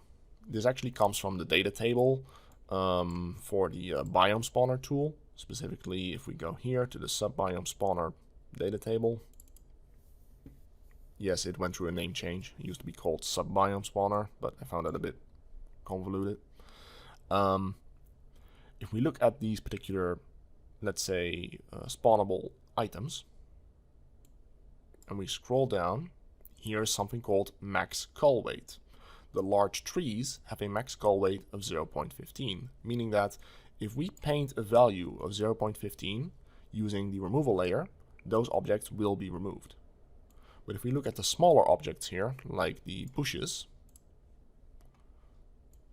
those have a culling weight of 0.75, so they won't be removed until we reach a layer density for the removal layers of 0.75. Now the same thing can be done for the road decals as well.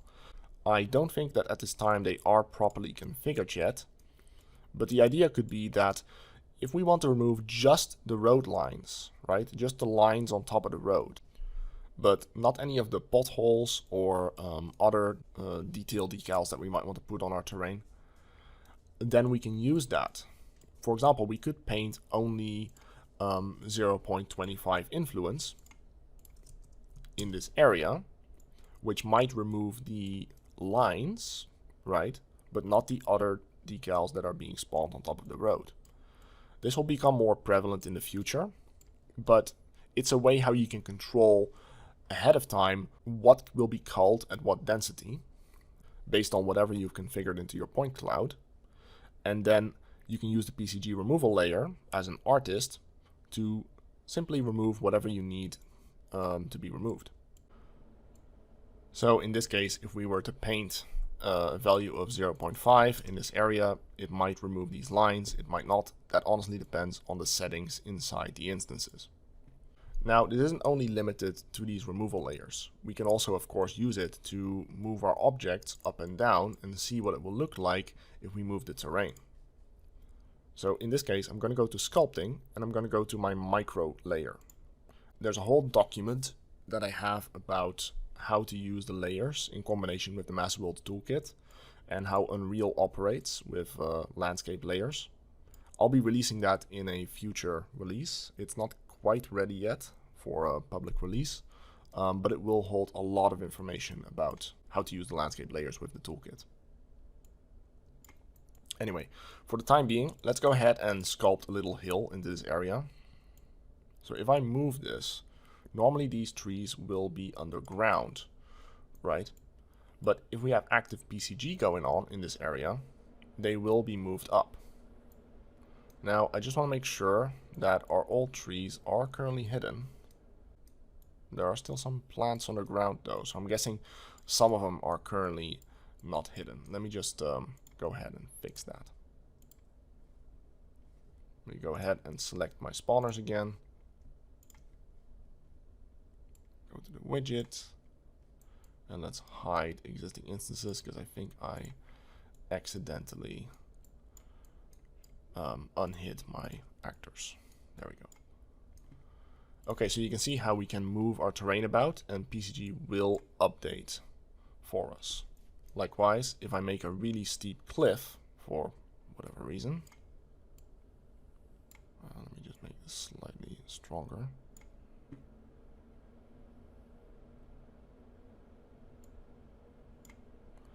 Then that tree on that side of the hill will likely be removed because it can't exist there.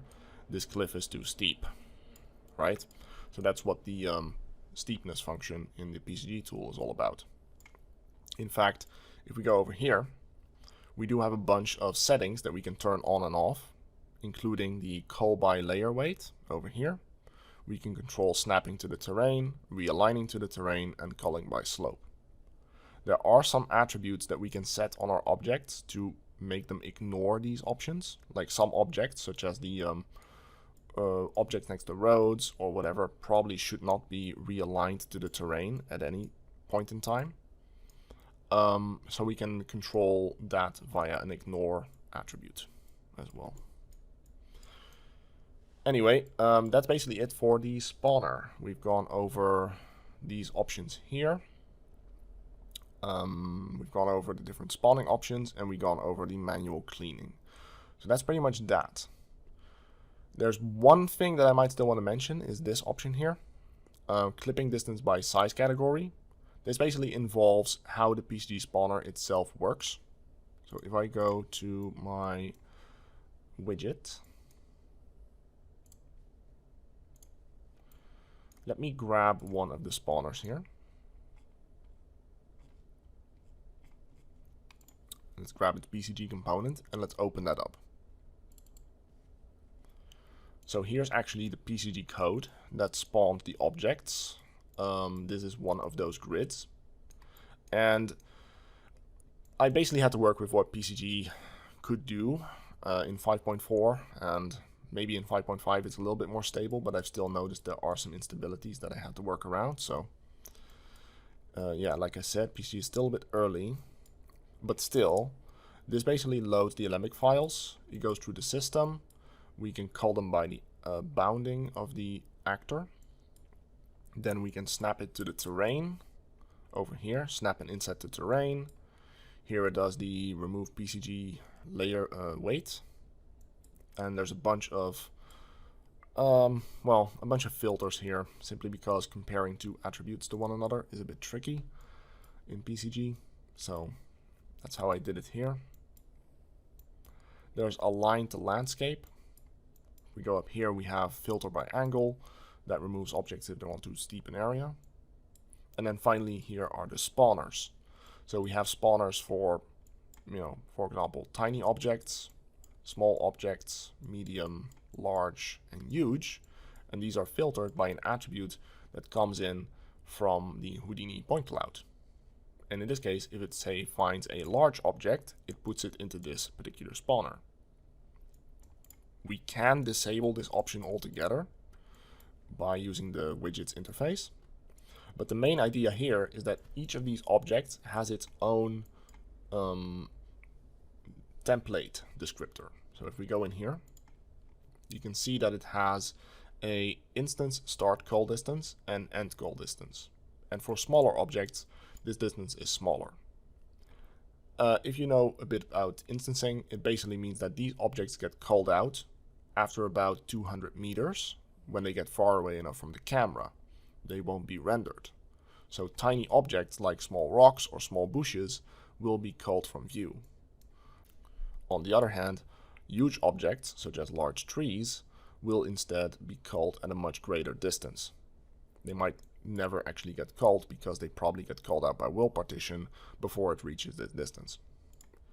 Now at the moment, if you want to change this, you'll have to configure it over here inside these spawner components inside the PCG spawner. I'm looking at making this a setting, but I have noticed that the override function on these things can be a bit unstable. It works sometimes, but it also can cause crashes. For instance, in this case, I initially used a single spawner for the RVT decals, trying to override the sorting order for the decals and how they are layered on the terrain. But unfortunately, I was crashing when the attribute, for whatever reason, wasn't present.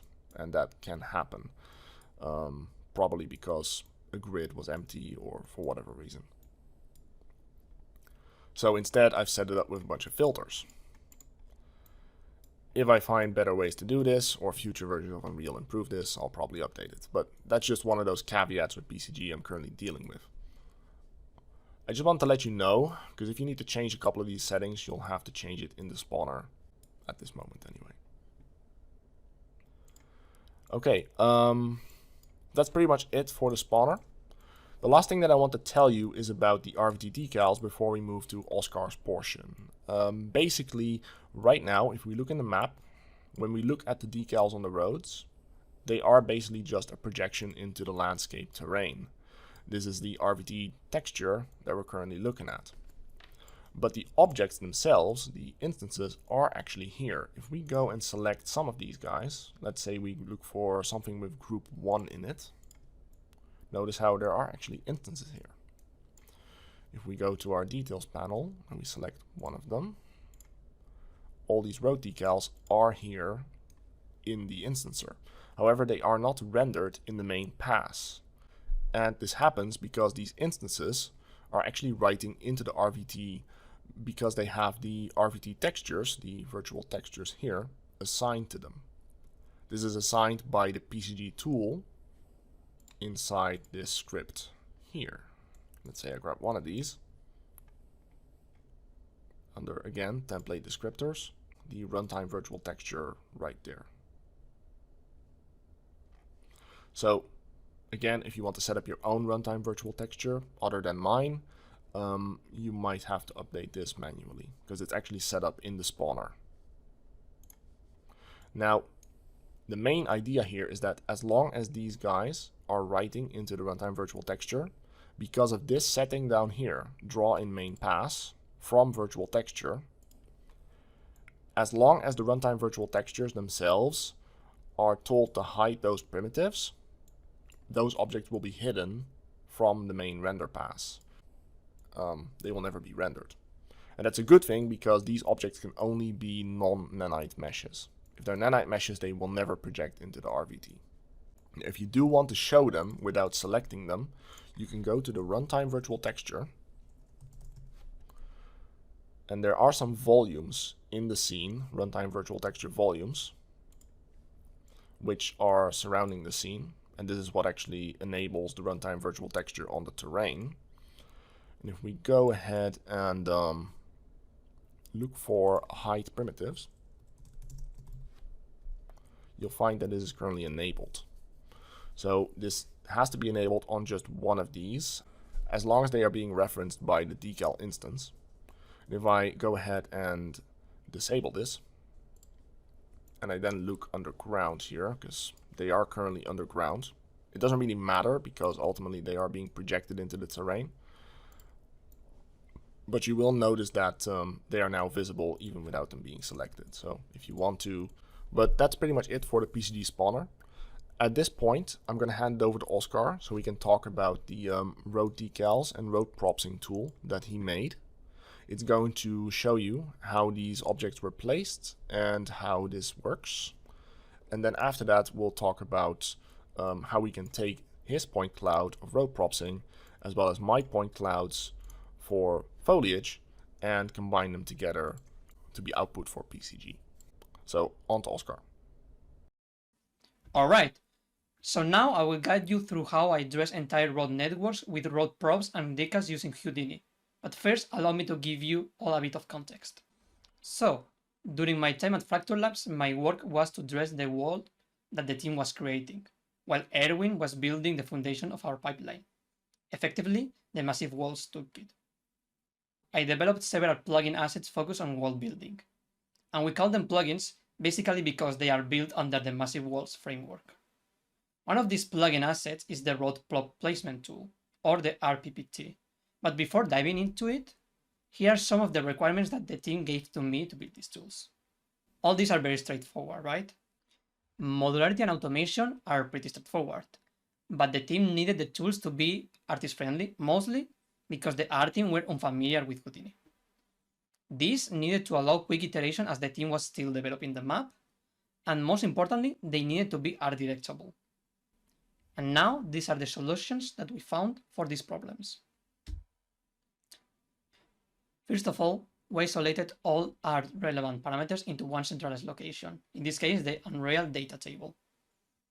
The Massive Worlds Toolkit allowed flexibility to any change that the team introduced into the data. This could be from the terrain, the road network, or even the assets that they were using.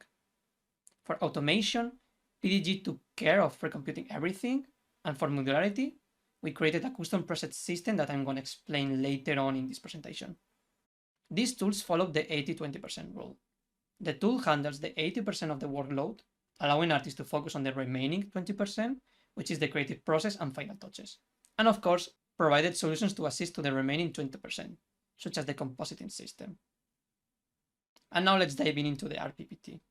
The Road Prop Placement tool, or RPPT, is a tool to quickly dress entire road networks. Allows artists to configure how each asset on the roads should spawn and how they interact between each other. This tool handles both assets and road decals. The RPPT is built upon the Massive Worlds Toolkit path cache and landscape layers. Using the Massive Worlds loading node, the tool collects the data from the roads, such as location, type, priority, and direction, and uses all that information to properly spawn assets all over the road network. On the big picture, the tool allows you to select segments of the road network and define spawning rules. These rules are pretty straightforward, such as placing assets relative to the center of the road, or to one side of the road, can be left or right side, or even both road edges at the same time, and then apply an offset, as you can see on all these videos. This offset can be also relative to the width of the road, so for example, you can spawn a line of assets always in the middle of a road lane, no matter the width of the section. You can set these assets to be evenly spaced, randomly spaced by a range, or continue so one asset follows the previous one. There are options for orientation to make assets point towards the direction of the road or to point toward the next object, such as in the example, and make the cross orientation to be inward or outwards of the road. We can make the assets to be scattered across the road, and we can filter them by landscape features such as cliff, sharp turns, or slope. And you can combine these filters similar to what you would do on a regular group combine node. And there is also priority-based calling, so assets with lower priority are deleted after spawning if they are intersecting to a higher priority asset. We start setting up this tool by configuring the data table in Unreal. But first, I need to mention what is a set of assets. A set of assets is a group of assets that an artist wants to spawn them together under the same rule. These normally range from single assets, variants of the same assets, group of different assets, or even sequence of assets. All assets have individual characteristics that are defined on an Unreal data table by variables. These variables can be global or specific per asset inside the same set of assets. Once all variables are configured, we export them as a CSV file.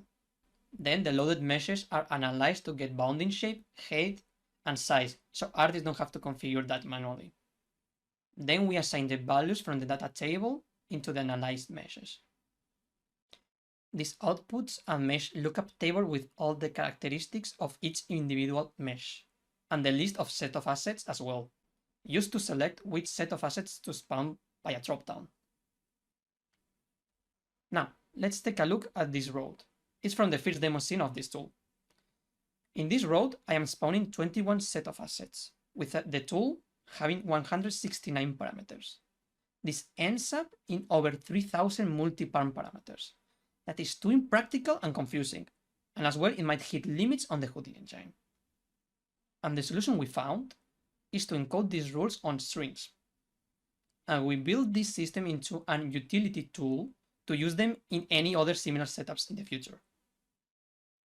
So, all the rules that set how an asset should spawn are grouped under what we call an entry. In the main UI of the road tool, unlike a multi-parm setup, this interface manages parameters for a single entry at a time.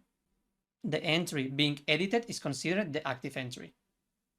Once you are happy with the spawning rules, you can push these rules. When you push an entry, the utility tool captures the current state of the parameters involved into the spawning on the main tool, encodes them on a string, and pushes that string into the saved entries multiparm. The encoded strings contain the name, the value, and the type of the parameters. You can see on this encoded string a prefix, which stands by current, on all captured parameters. This is because we use this prefix as an automatic filter to know which parameters set any spawning rules on the tool. Saved entries can be decoded and pushed back to the editing interface. This allows us to quickly edit any saved entries. And you can do this by selecting which entry to configure, pull saved entries back to the interface, updating the editing interface, make the changes you want to do on the current entry, and push back the entry to saved entries, updating the coded string, those updating the spawning rules. So as a general overview of how this encode to multiparm utility tool works, it reads the active entry on the main interface and converts its parameters to point attributes for easy reading and managing. Save those points attributes into encoded strings, and the interface only needs to contain one full set of parameters to edit rules. The others are stored in encoded string form. The editing interface can retrieve and store an encoded entry, and all this is managed by an utility tool inside the main tool, so we can translate this level of control into any other similar setups. Now, you can always save any amount of saved entries into a preset. A preset basically saves all encoded strings under a name and exports it under a CSV file.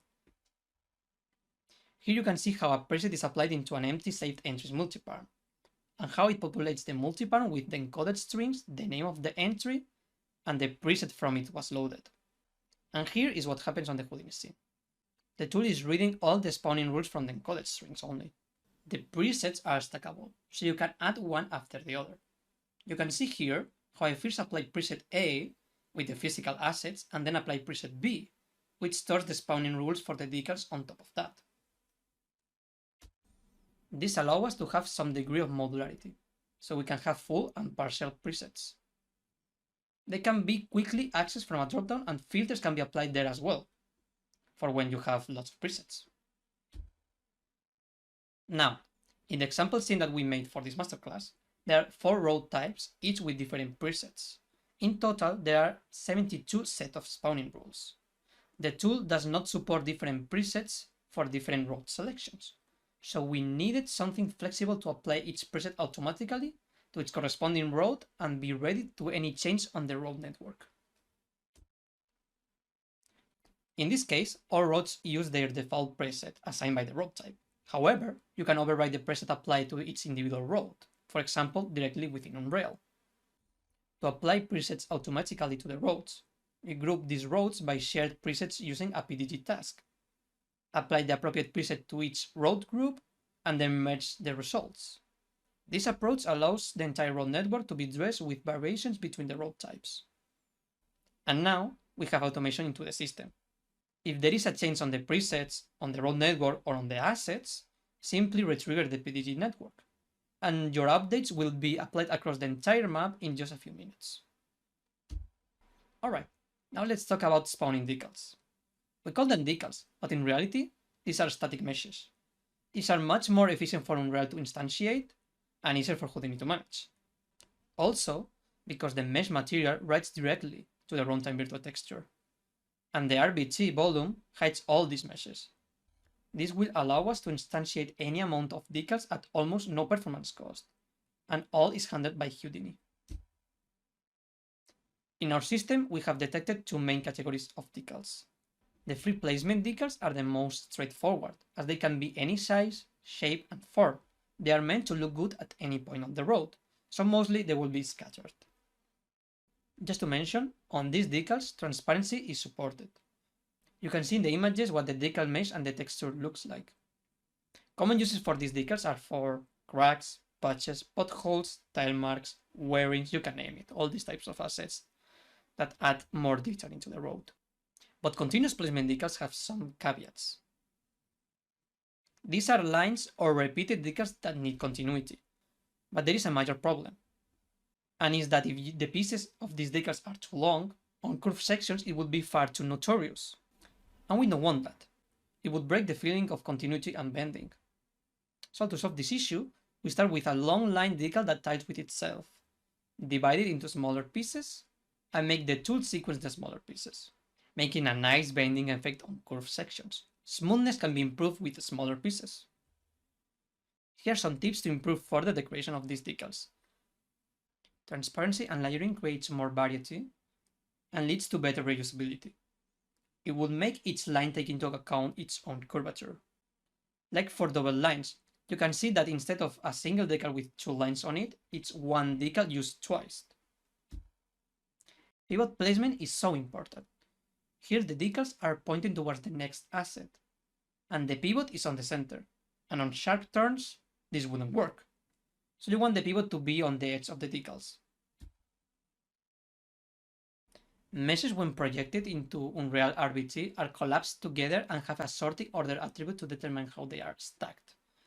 Their height position is just for visualization, because we're passing the sorting order attribute to PCG and as well to the RBT volume. To set these meshes into RBT, first remember that meshes cannot be nanite. We can set automatically by Houdini to which RBT material this mesh is writing into, and we are using diffuse color, displacement, roughness, and normal. RBT volumes have a parameter to hide automatically all mesh that is writing its textures to the volume.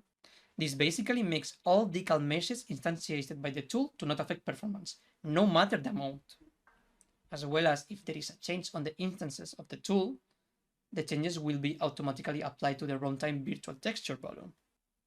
And this is a breakdown of how the props are being instantiated one after another, and we start with the physical props, then the road lines, the detailed decals, and then some damaged decals to add more variation into the road. And this marks the end of my section. Now, Erwin is going to show you how you can use any point cloud, like for example, the one that the road tool can generate, and compose it and combine it with another ones. So yeah, man, the stage is yours.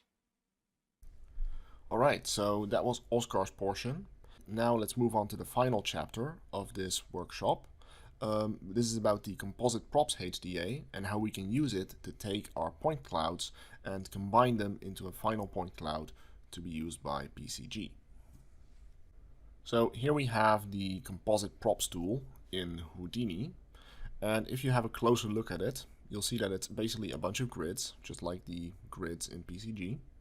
And we have a lot of these props here represented by their radii and height. Also, if you look closely at these grids, you see that it loads a bunch of files, and each of those files is put into a different group. Basically, this is the group A, group B, and group C, right? Used by PCG. So foliage, decals, and road props. And the idea here is that you can basically use this tool to composite together these points using a bunch of rules that we can predefine as a preset, and then we can execute it to output it for the entire terrain, like in this case. So this tool basically acts like a processor asset. Like I mentioned, it uses presets. Once it's configured, you can recompute the point cloud that it outputs whenever this is required. And it will do so in the same way using the data provided. Now, this means that it can basically load and combine prop point clouds from various caches. It filters these points based on tags and certain landscape layers. It can modify spawn points and then apply rules to these spawn points, such as apply them to certain PCG layers, for instance. It will also prepare the data for PCG, converting some attributes and some of the coordinates that PCG uses. For example, the rotation vectors PCG uses are different than those by standard Houdini instances. Now, this means that the tool has access to several types of data, including the layer data that's been extracted out from the Unreal Landscape. The Massive Worlds Extract Unreal Landscape tool can capture the state of the Unreal terrain into a BGO file or directly into landscape layer information. And next to that, we can also use the biome toolset, which will be released in a future version of the Massive Worlds Toolkit. This particular toolset is capable of creating several different types of layers that we can sample to spawn objects on, or that can be used to cull our objects. For example, an object that should only spawn in the forest biome should only spawn if the forest biome layer has a valid density value. If it's black, it shouldn't spawn, right? If it's white, it should. And anywhere in between, it will have a variable density decrease. So here's some examples of that. For example, here's the same tile in the map, but we have a couple of different layers. Now the first set of layers that we can actually use, created by the biome toolset, are the core layers. Core layers describe information such as temperature, such as number 1 here. We have moisture. We have the scree, which is basically sand flows in the terrain. And then we also have the water body. So we're basically looking at a lake over here and a shoreline, right? Next to that, like I mentioned, we have the biome layers. The biome layers, in this case, describe where each biome is located. And we can actually manually paint these in Unreal as well, granted that afterwards we extract them out to Houdini, so Houdini will be aware of that change. Now, the extraction tools are not currently included in this version of the toolkit. They are in version 1.1, the previous build, but I've made some optimizations to them and some improvements. So they'll be available in the next build, which should be released in a month or two. Now, if we look closely here, you'll also notice that these layers slightly overlap, meaning that they aren't purely negatives from one another, meaning that you can overlap some biomes, and basically means that you can have some foliage from two biomes exist in the same place. And then finally, we also have these sub-biomes. So the sub-biomes are the actual materials in the terrain, such as the sand or the dirt or the grass, plants or stones. And here you can see that they exist all in the same space, but they always add up to 100%. And this is important because they're weighted layers in Unreal. And then next to that, we can feed the compositing tool point clouds. So as you saw in the previous animation, these are basically point clouds that contain the information for all of the props that we're trying to spawn. And this information is basically comprised out of various attributes. We have the transforms, such as position, rotation, and scale, but we also have other information, such as the SP attributes, or spawn point attributes. These are attributes that the compositor is specifically looking for and that are then passed on through to PCG. We'll go over some of these in a moment. Here's the basic idea on how the compositor functions. So on the left here, we have the input configuration system. Basically, you are potentially able to feed the system one file, multiple files, or make it automatically scan for files with certain tags. And the tool will be looking for these to filter out specific files that it wants to load and then skip the other ones. This is a lot more efficient than loading everything and then filtering the points afterwards. Now, once these are loaded, we'll have a bunch of points, and then we can filter those by blueprint spline tags as well. So we can actually draw a couple of areas in our map. And I've not demonstrated this in our demo session, but it's also possible to use a blueprint spline and then use the extract blueprint spline tool to mark out an area and then filter out specific objects based on specific tags. Not to go too deep into this because I didn't actually demonstrate it, but the basic idea could be I can draw a curve in Unreal, one of these splines that I can place somewhere in the map, like for example this spline here. And I can add a custom string to it, such as trees. And then the idea is that this can be saved out to a cache on disk using the extract blueprint spline tool. And then the composite props tool will read this spline and automatically call out any prop in this area that has the tag trees in it. So, basically it's a way to call out specific props in specific areas. And it also comes with a selection proximity as well, so we can set it to 20 meters, and then it will delete objects 20 meters away from this in a increasing manner, or decreasing in this case. If we go back to our slide though, so once we filtered out for these spline tags, we can then go to the main compositing portion of the system. Now in this case I have an example of the compositing rule that I've currently got in place in our demo scene. Basically I'm loading two sets of foliage point clouds. We have the forest biome point cloud and we have the coastal biome point cloud. These are both being loaded across the entire map. Basically I'm not culling them based on their location. I'm telling the system, the biome spawner, to spawn them across the entire world. Then we can filter them by the biome layers. So in this case, this particular point cloud only exists wherever the forest biome is viable.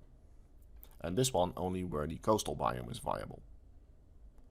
Next, we'll filter out the roads, meaning that if a road exists somewhere, it's going to remove any of the plants and trees that intersect with these roads within their hard bounding range. The main idea for this is that we can actually move the roads, because they are procedural roads after all. If you've watched my previous videos on the Massive Worlds Toolkit, you probably already know this. But the idea is that if we move a road, we want to move the places where the trees are culled. So the place where the road used to be, in that location the tree should be returned. But the place where the road now is should have them culled out. Simple enough. And then finally, we want to make sure we can do some filtering by overlap. Basically, this works by filtering based on tags. So we can basically say, for instance, the forest biome has the tag FB. The coastal biome has the tag CB. We have RB over here for road barriers, and then we have road props on this side. We're going to ignore decals because decals don't really call out anything, right? So the idea is that the forest biome is going to get called out by road barriers and by road props. Because if we ever have a road barrier or a power line or something somewhere, those probably should take precedence. So the trees and the bushes and whatnot that are in the way and intersecting them will be culled. On the other hand, here we have the coastal biome, and this one gets culled by the road props and the road barriers, but also by the forest biome tag. Meaning that if we have an overlapping tree or bush or rock from the coastal biome with a forest biome prop, the coastal biome prop will be deleted first.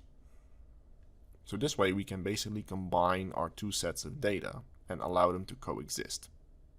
And this can of course be expanded as you integrate more point clouds. As for the road props, we're basically going to assign those to a different layer.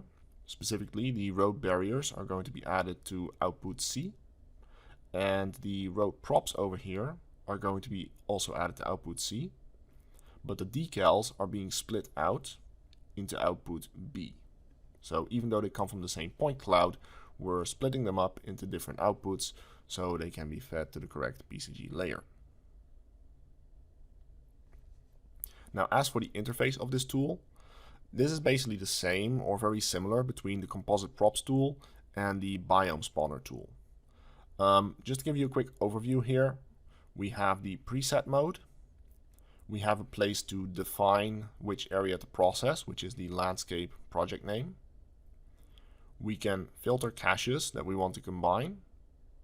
We have the compositing rules, and then finally we have the output configuration for the tool. I'll go over these quickly and we can have a quick look at the tool in the editor, but I won't be going too deep into this. This video is already long enough and I'd like to make a more detailed video about these tools in a future video.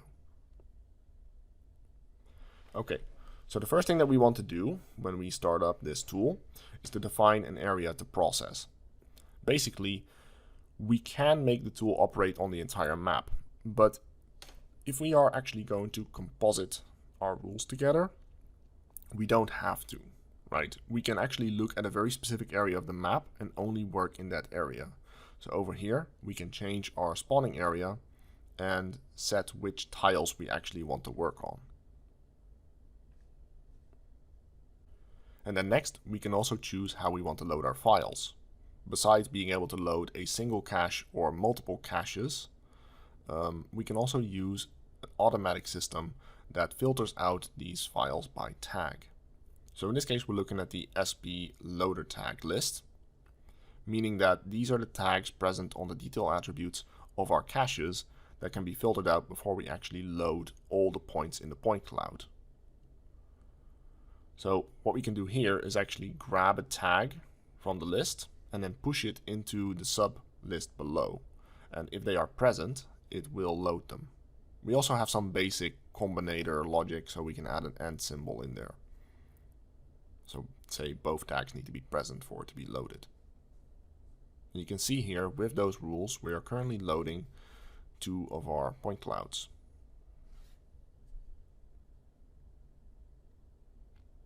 Now, a quick overview of these SP loader tags. There are 5 types of tags that we can define, and they're basically prefixed with these particular elements. So for example, we can say the CNT, which is the name tag for the cache, or cache name tag. We also have the HDA tag, which is a tag that we can set that defines which HDA created that point cloud. For example, Oscar's tool, which is the RPPT, could have the name tag RPPT, or road propsing tool, right? Then we have the preset name, or rather the preset that was used to generate a particular point cloud. So the forest preset could have the name forest, as the SP loader tag. And then finally we have the spawner tag. And the spawner tag is basically a custom tag that we can add to our spawners. For example, I will generally add the tag global prop to the point clouds for the trees, because those are often the trees that I'm spawning across the entire world and they aren't local propsing. And then finally there's the enable tag. If that's 1, it will be used. If it's 0, it will not be used. So we can actually invalidate certain point clouds, leave them in the folder, but never have the system load them. And here's basically an idea for how this will work. For example, here we have 6 caches in our folder on this landscape here. And currently we are loading these 4 files, right? And these are based on the rules that I was setting up in this particular video here. So you can see that we are loading the global forest biome. We are loading the global coastal biome. Then we are also loading the road prop placement, which has the cache name tag alternate. And we are loading the barrier example. So in this case, we are loading this particular cache, road props alternate, but we are not loading road props default. Okay, cool. Now next, when it comes to the actual point clouds, once they are loaded, we also have a bunch of these spawn point attributes, which provide key information. There is a help file included with the tool. You can find all the attributes there, but I'd like to go over a couple of key ones here. For example, we have the spawn point name, which defines the name of the object or the object set that that point belongs to. We have the hard radius and the radius. These are basically the radius of the object, and this is used for overlap detection. Now the difference between hard radius and radius is, if you think about it in terms of a tree, the hard radius is basically the radius of the trunk of the tree. It's the hard object.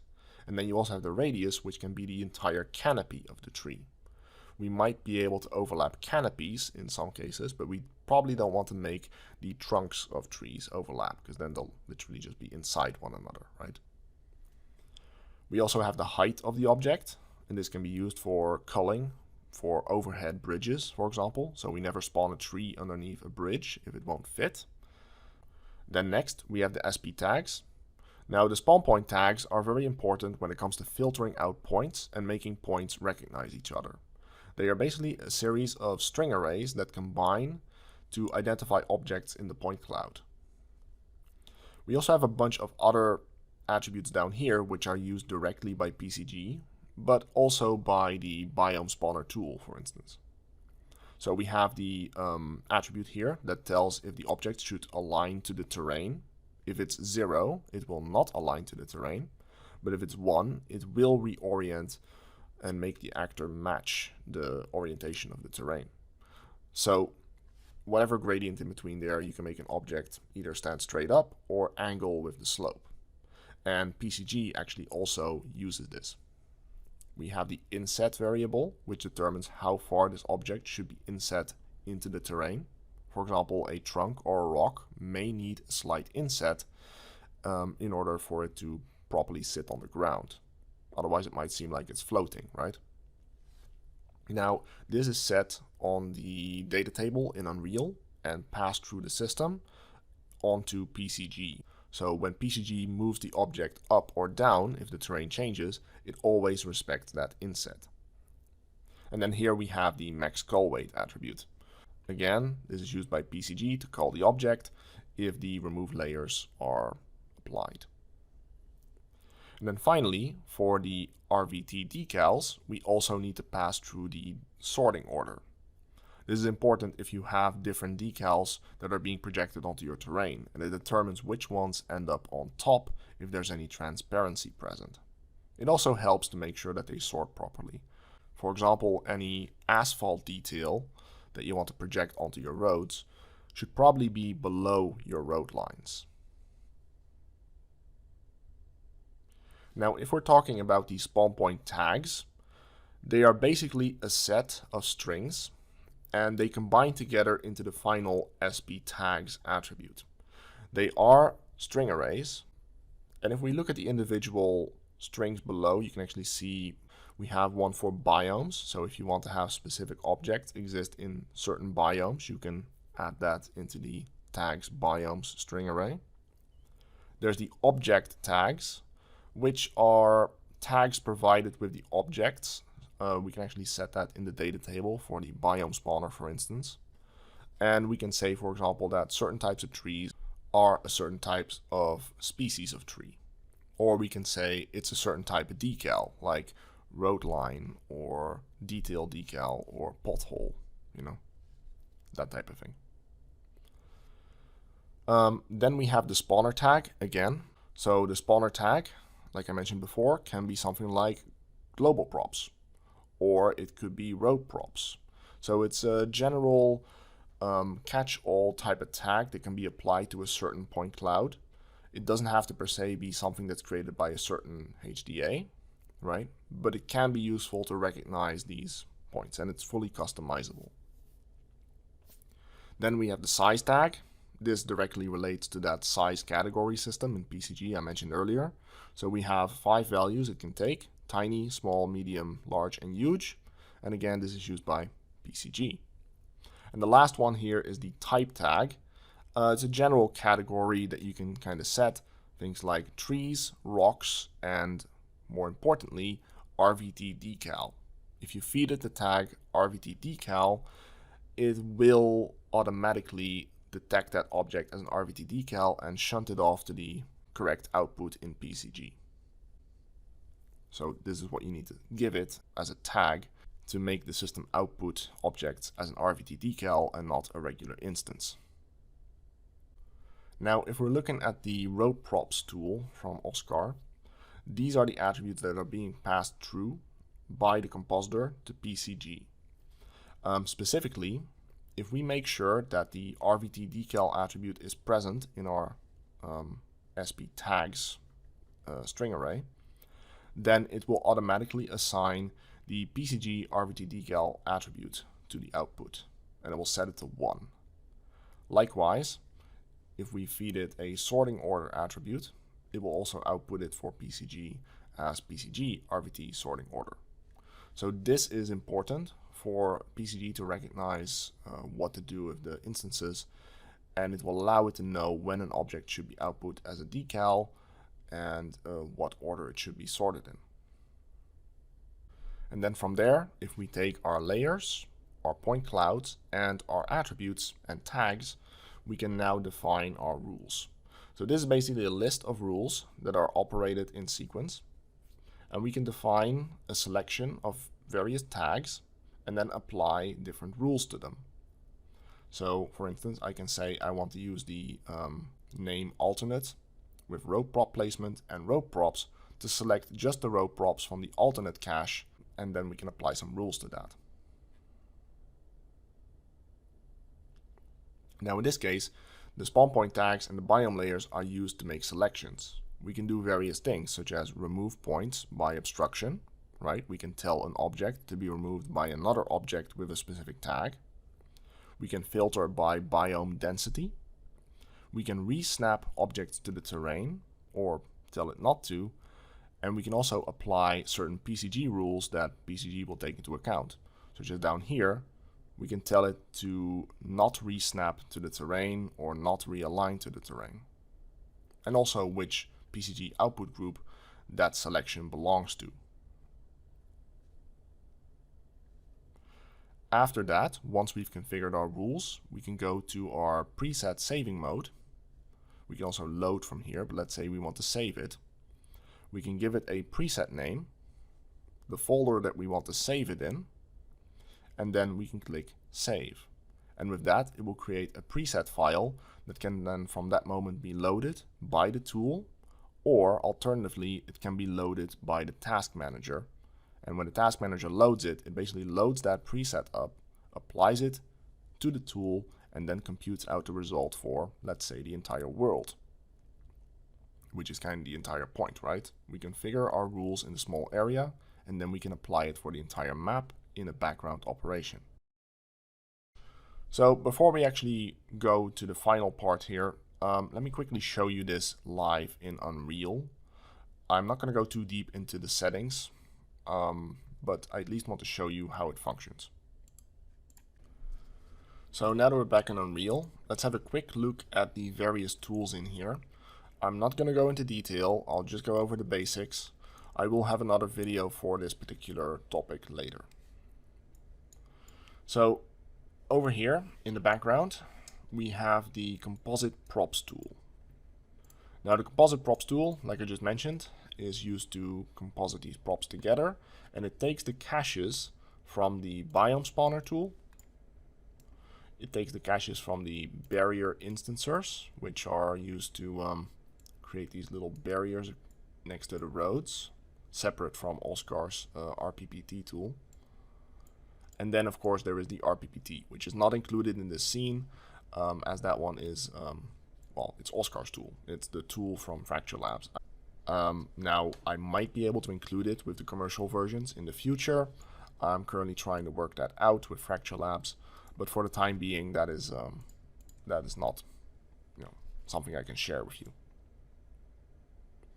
Anyway, if we have a look at the Composite Props tool over here, you will notice that it is actually loading these particular caches. So for the first layer, layer A, it is loading the global coastal biome and forest biome, and we're spawning these amount of points. For layer B, we are loading the road props alternate cache, and for layer C, which is the road props next to the roads, so these are the decals and these are the props, we are loading the barriers from that barrier spawner tool, and we're loading the road prop alternate cache, but only the prop components from that cache. Again, we already went over this just before, so let's keep moving. Now if we have a closer look at this tool, let's say we activate the tool. In my case, I've already activated it by simply clicking rebuild. And I'm going to expand my interface here. So the first thing to note is that it's already running a bunch of rules. You can actually configure these rules in Houdini or in Unreal. Both work. Perhaps the interface in Houdini is just a bit easier to work with. The Unreal interface is a bit clunky, frankly. You got all these, you got this going on, these sliders. Either way, the tool is designed to function within Unreal, regardless of interface issues. In fact, I've designed this tool to work specifically in Unreal. There's also a help card over here. You can find a lot of information about the different attributes and how they are used by the tool, similar to what I went over just before. But let's go ahead and first make sure that we have a preset loaded. At the moment the tool is already spawning something, so there's definitely a preset loaded, but I'll just show you how you can set that up. Let me go and minimize a couple of these things. I don't need everything open here. Unreal likes to open up every single tab. Okay. Now, what I'd like to do is purge my current preset. So I'm going to go down to the compositor settings down here, scroll down, and I'm simply going to delete my current composite rules. Now, if I do that, it will still spawn my objects because currently it is being told to spawn specific objects, but it will spawn all of them, right? At this moment, it is not culling out anything, and we're going to get these yellow props, which are beech trees, as well as these forest props, all in the same place. They're going to be intersecting with one another, and yeah, that's not really what we want. Right now we have a lot of stuff in the same space. We got rocks in the roads, in these pathways. That doesn't really work, right? So let's go ahead and actually load up our preset so these things are handled. Or we can actually configure this ourselves. In fact, let's start out by doing that. let's go ahead and go down to here to the tool mode. And as long as the tool is set into output mode, we should be able to see our results change as we edit things. So I'm going to go scroll down, and under the compositing settings, let me make it a bit bigger. I'm going to add a new composite rule. So let's expand that. And the first thing that we need to do is specify what we actually want to composite. Now by default, and you already noticed that it's doing something, it's trying to select everything and it's applying one of the composite rules to it. That composite rule in this case is that it should call these objects by roads, and that it should also do a couple of other things like snap it to the terrain and such. So even without selecting anything, I am currently culling out my objects on the roads. But it's still not filtering out, for example, the beech trees and the other trees based on biomes. Now let me make a more explicit rule for the roads, for instance. If I go over here, I can grab my tags. So I can grab this list, and here's the list of all the tags that are present on the objects that we are currently loading. Now if this list isn't available or isn't updated, you might have to go to the top and click rebuild, because Unreal's interface, or at least the Houdini engine's interface in Unreal, doesn't update automatically. It has to be refreshed using a rebuild. Now over here we can then say, let's grab our props from the road prop placement tool. Okay, now I'm going to push this into my selection on our first rule. At this point, all the props from the road prop placement tool are now being selected. Now at the moment we see no road props, and that's simply because they are being culled by the existence of this road here. Next, let's scroll down and let's say do not cull by roads. We turn that on, give it a second update, and now you can see all our road props or our decals are currently being spawned. It's also trying to spawn some other objects which are currently not in the project, so that's another thing. But you know, PCG will ignore those anyway, and so does Houdini. Next, we might want to set these objects to be added to a specific group. But remember that these particular road props contain both decals as well as the actual objects next to roads. There aren't too many in this particular tile, but that's okay. What I want to do at this point is add a couple of rules to this particular selection. I want to make sure that I'm only selecting the decals, for instance. So if I go up here, I can set it to append mode. And then under my cache tag list, I'm going to grab the RVT decal tag. Let me find it. Here it is. And I'm going to append that to this particular selection. So at this point, I'm basically telling that the RVT decals of the road prop placement tool should not be called by roads. Okay, that's good. So that means that now I can also go here and set this to output group 1. So at this point I've configured the RVT decals to output to that particular group. Another thing that I might want to do is make sure that it doesn't realign them or doesn't call them by slope. For particularly the RVT decals, this might be something that we want to disable. So we can go in here and turn these on. Maybe it's probably still okay for them to re-snap to the terrain, but other than that, let's keep it like this. Okay, so that's one. Now, let's say we want to do the same thing for some of our trees, right? So I'm going to go and add another rule. I'm not going to go through the entire settings here. I'll just set up 2 rules and then we'll load up a preset and then we'll call it a day. Like I said, this is a simple introduction. I'm not going to make this too deep. So let's say I want to prevent the beech trees here from spawning in the forest area. Or alternatively, no, let's actually make the forest trees not spawn on the beach, because over here we have the beach and we don't want these trees to spawn there at all, right? So I'm going to grab my tool, go down to rule number 2, and let's find the, let's say, forest biome props, or perhaps, let's say, the cache name tag global forest biome. This one will do.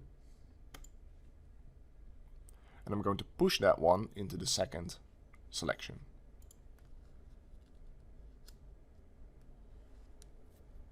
Okay, so now we're selecting these trees.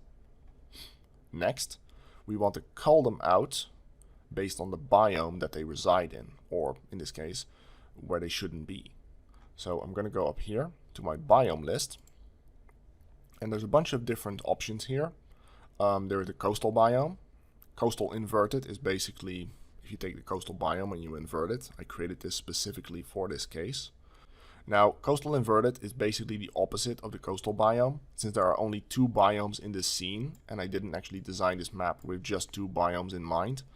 I had to create a separate biome specifically for anything that isn't coastal, because otherwise some areas of the map, like over here, are actually supposed to be a desert, and there would not be a forest there anyway.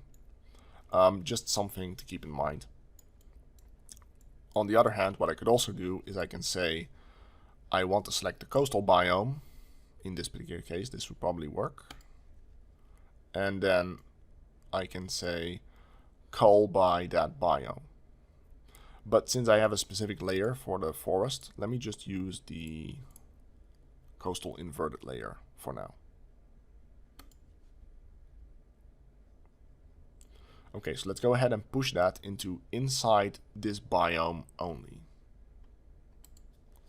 If I do that, it will load the layers from the hard drive, from the cache, and assuming that I don't add an end symbol here,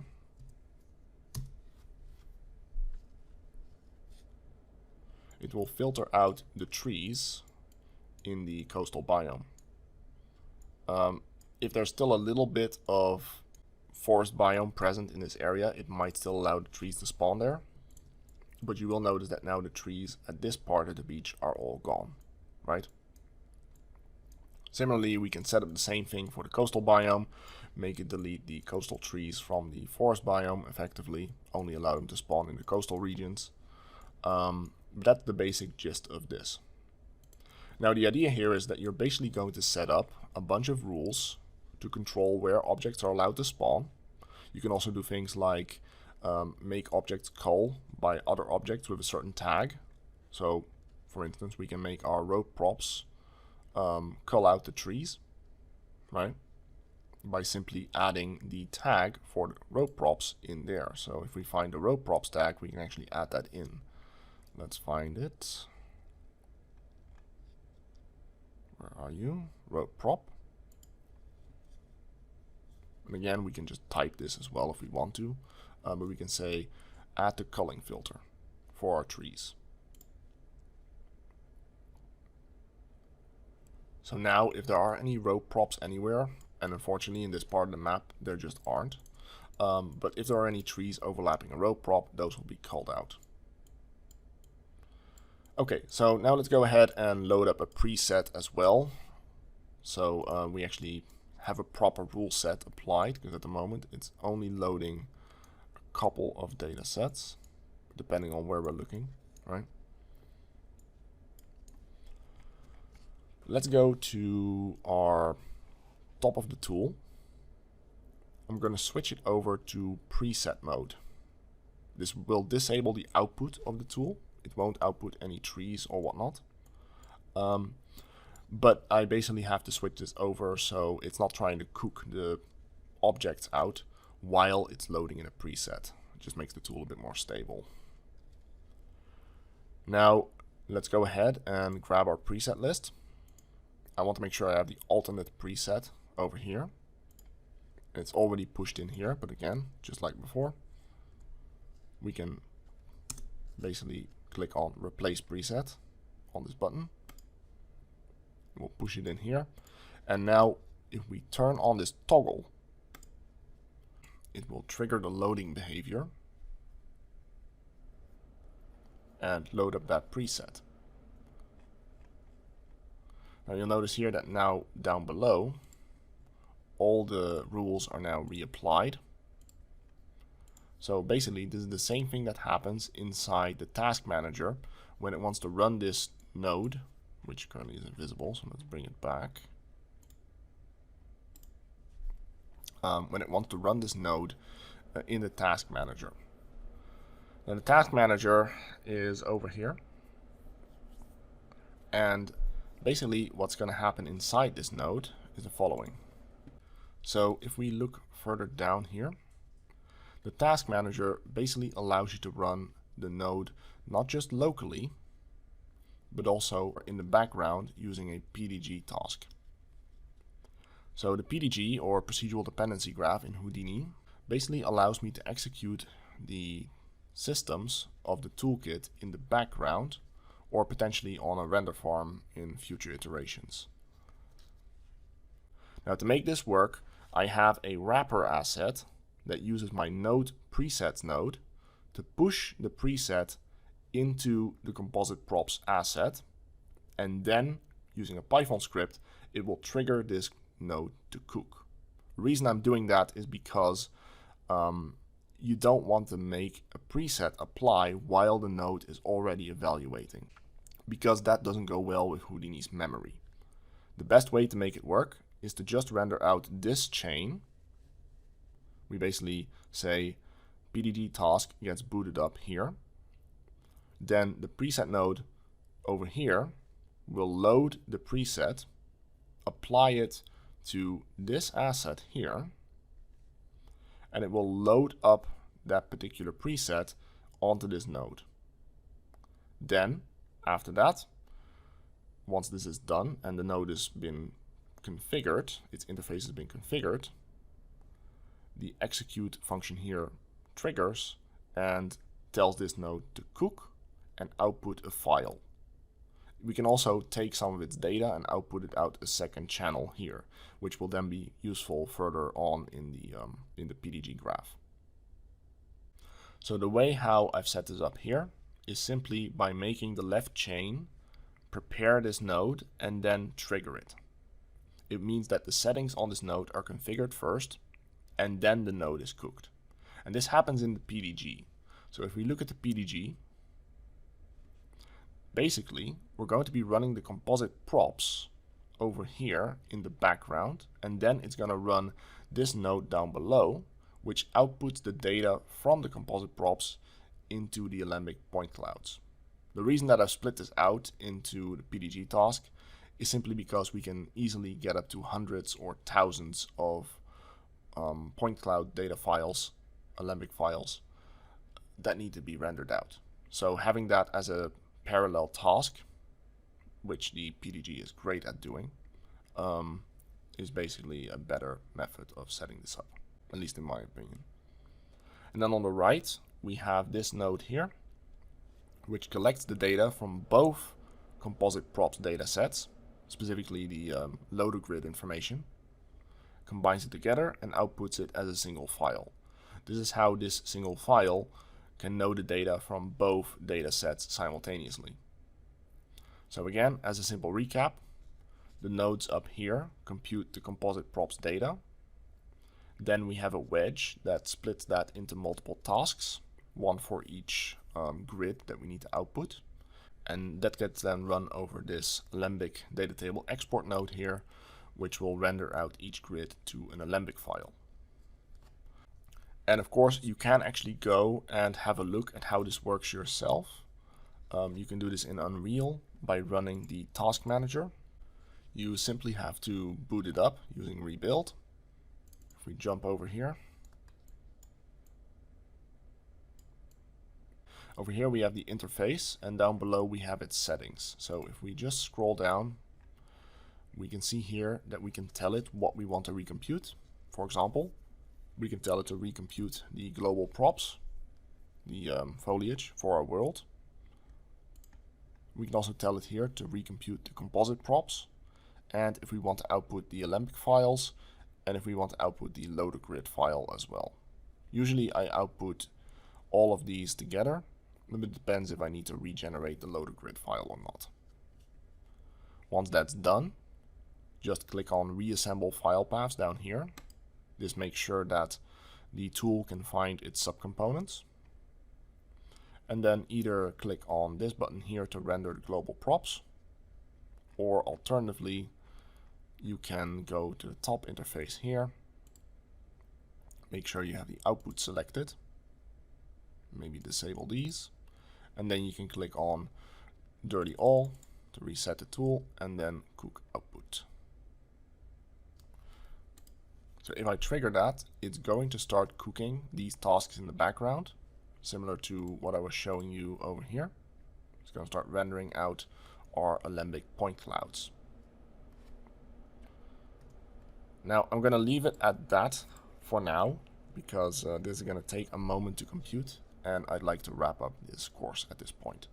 I'll follow this up with another video later to go into more detail on the biome spawner, the composite props tool, and the task manager in the future. So at this point, that's pretty much the end. So let's do a quick outro.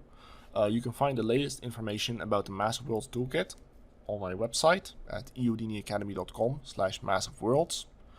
Now at the moment I haven't updated the website yet for every single function that I'm adding. I'm still mostly advertising version 1.1, but still there are a bunch of features currently in development. So if we quickly go over those, I'm working on a procedural biome distribution pipeline. I've got an interactive terrain sculpting and post-processing tool, which uses external height map stamps such as tangrams to help us generate our terrain. I'm working on an improved landscape import and export pipeline. I'll probably release that in the next build of the toolkit. We've got the workflow integrations for Perforce and render farm support. Hopefully I can get that in, but at least Perforce support, that's my goal for this particular release. I'm also working on a procedural settlement builder. That one's about half done at the moment, but it still misses some key components. So we have a procedural road sign builder, which allows us to place road signs next to roads, which will point to point of interests, which you can define across your map. So that's pretty interesting. And other than that, there's a bunch of other general improvements and more that I'm currently putting into the next build of the toolkit. It's really designed to be suitable for large projects and can be handled with customization and art direction in mind. Now, like I mentioned before, if you're planning to get the toolkit for your projects and it's a commercial project, you probably want to have a look at the commercial licensing, because the license that I provide to you via the patron is only for evaluation and non-commercial uses only. The moment you get past a certain threshold of, let's say, revenue that you make per year, or people that use the toolkit in your team in some way or form, you will need to buy a license from me. And I'm offering single and unlimited project licenses in both black box and source code versions. Please go to my website at houdiniacademy.com/licensing to get more information about what's currently on offer. Now, for the toolkit roadmap and update logs, you can also go to my website, or you can go to my Patreon. Now, my Patreon currently has the most up-to-date version. The website will follow soon. Next to that, there's my YouTube channel at Houdini Academy. And you can also find more information here about my previous masterclass. The foundation module is currently free and available for everyone to use to learn Houdini from complete beginners out to refresher courses. And finally, so you can also go to my Discord channel. The open channels, public channels, are available via this link. And if you join me on Patreon, you'll also get access to the Patreon exclusive channels as well. And that's pretty much it. I want to thank Oscar for co-hosting this workshop with me. It's always a pleasure to work with you, Oscar. Thank you so much, Erwin, for inviting me to co-host this masterclass. It's been an absolute blast preparing it with you, and I hope everyone enjoyed it as much as we did working on it. You're welcome. And of course, as well as the patron backers that back me on my Patreon. Without them, this project would have never gotten off the ground to begin with. And yeah, thanks for watching this video. I hope you look forward to my next tutorials and workshops. I'll be trying to go deeper into the spawning tools. And of course, as I release more updates, more videos will become available for those as well. So keep an eye on my channel and on my Patreon. In the coming months, I will be releasing more updates and more vertical slices for Massive Worlds version 1.2. Thank you everyone for watching, and I'll see you in the next video. Have a good one. Bye bye.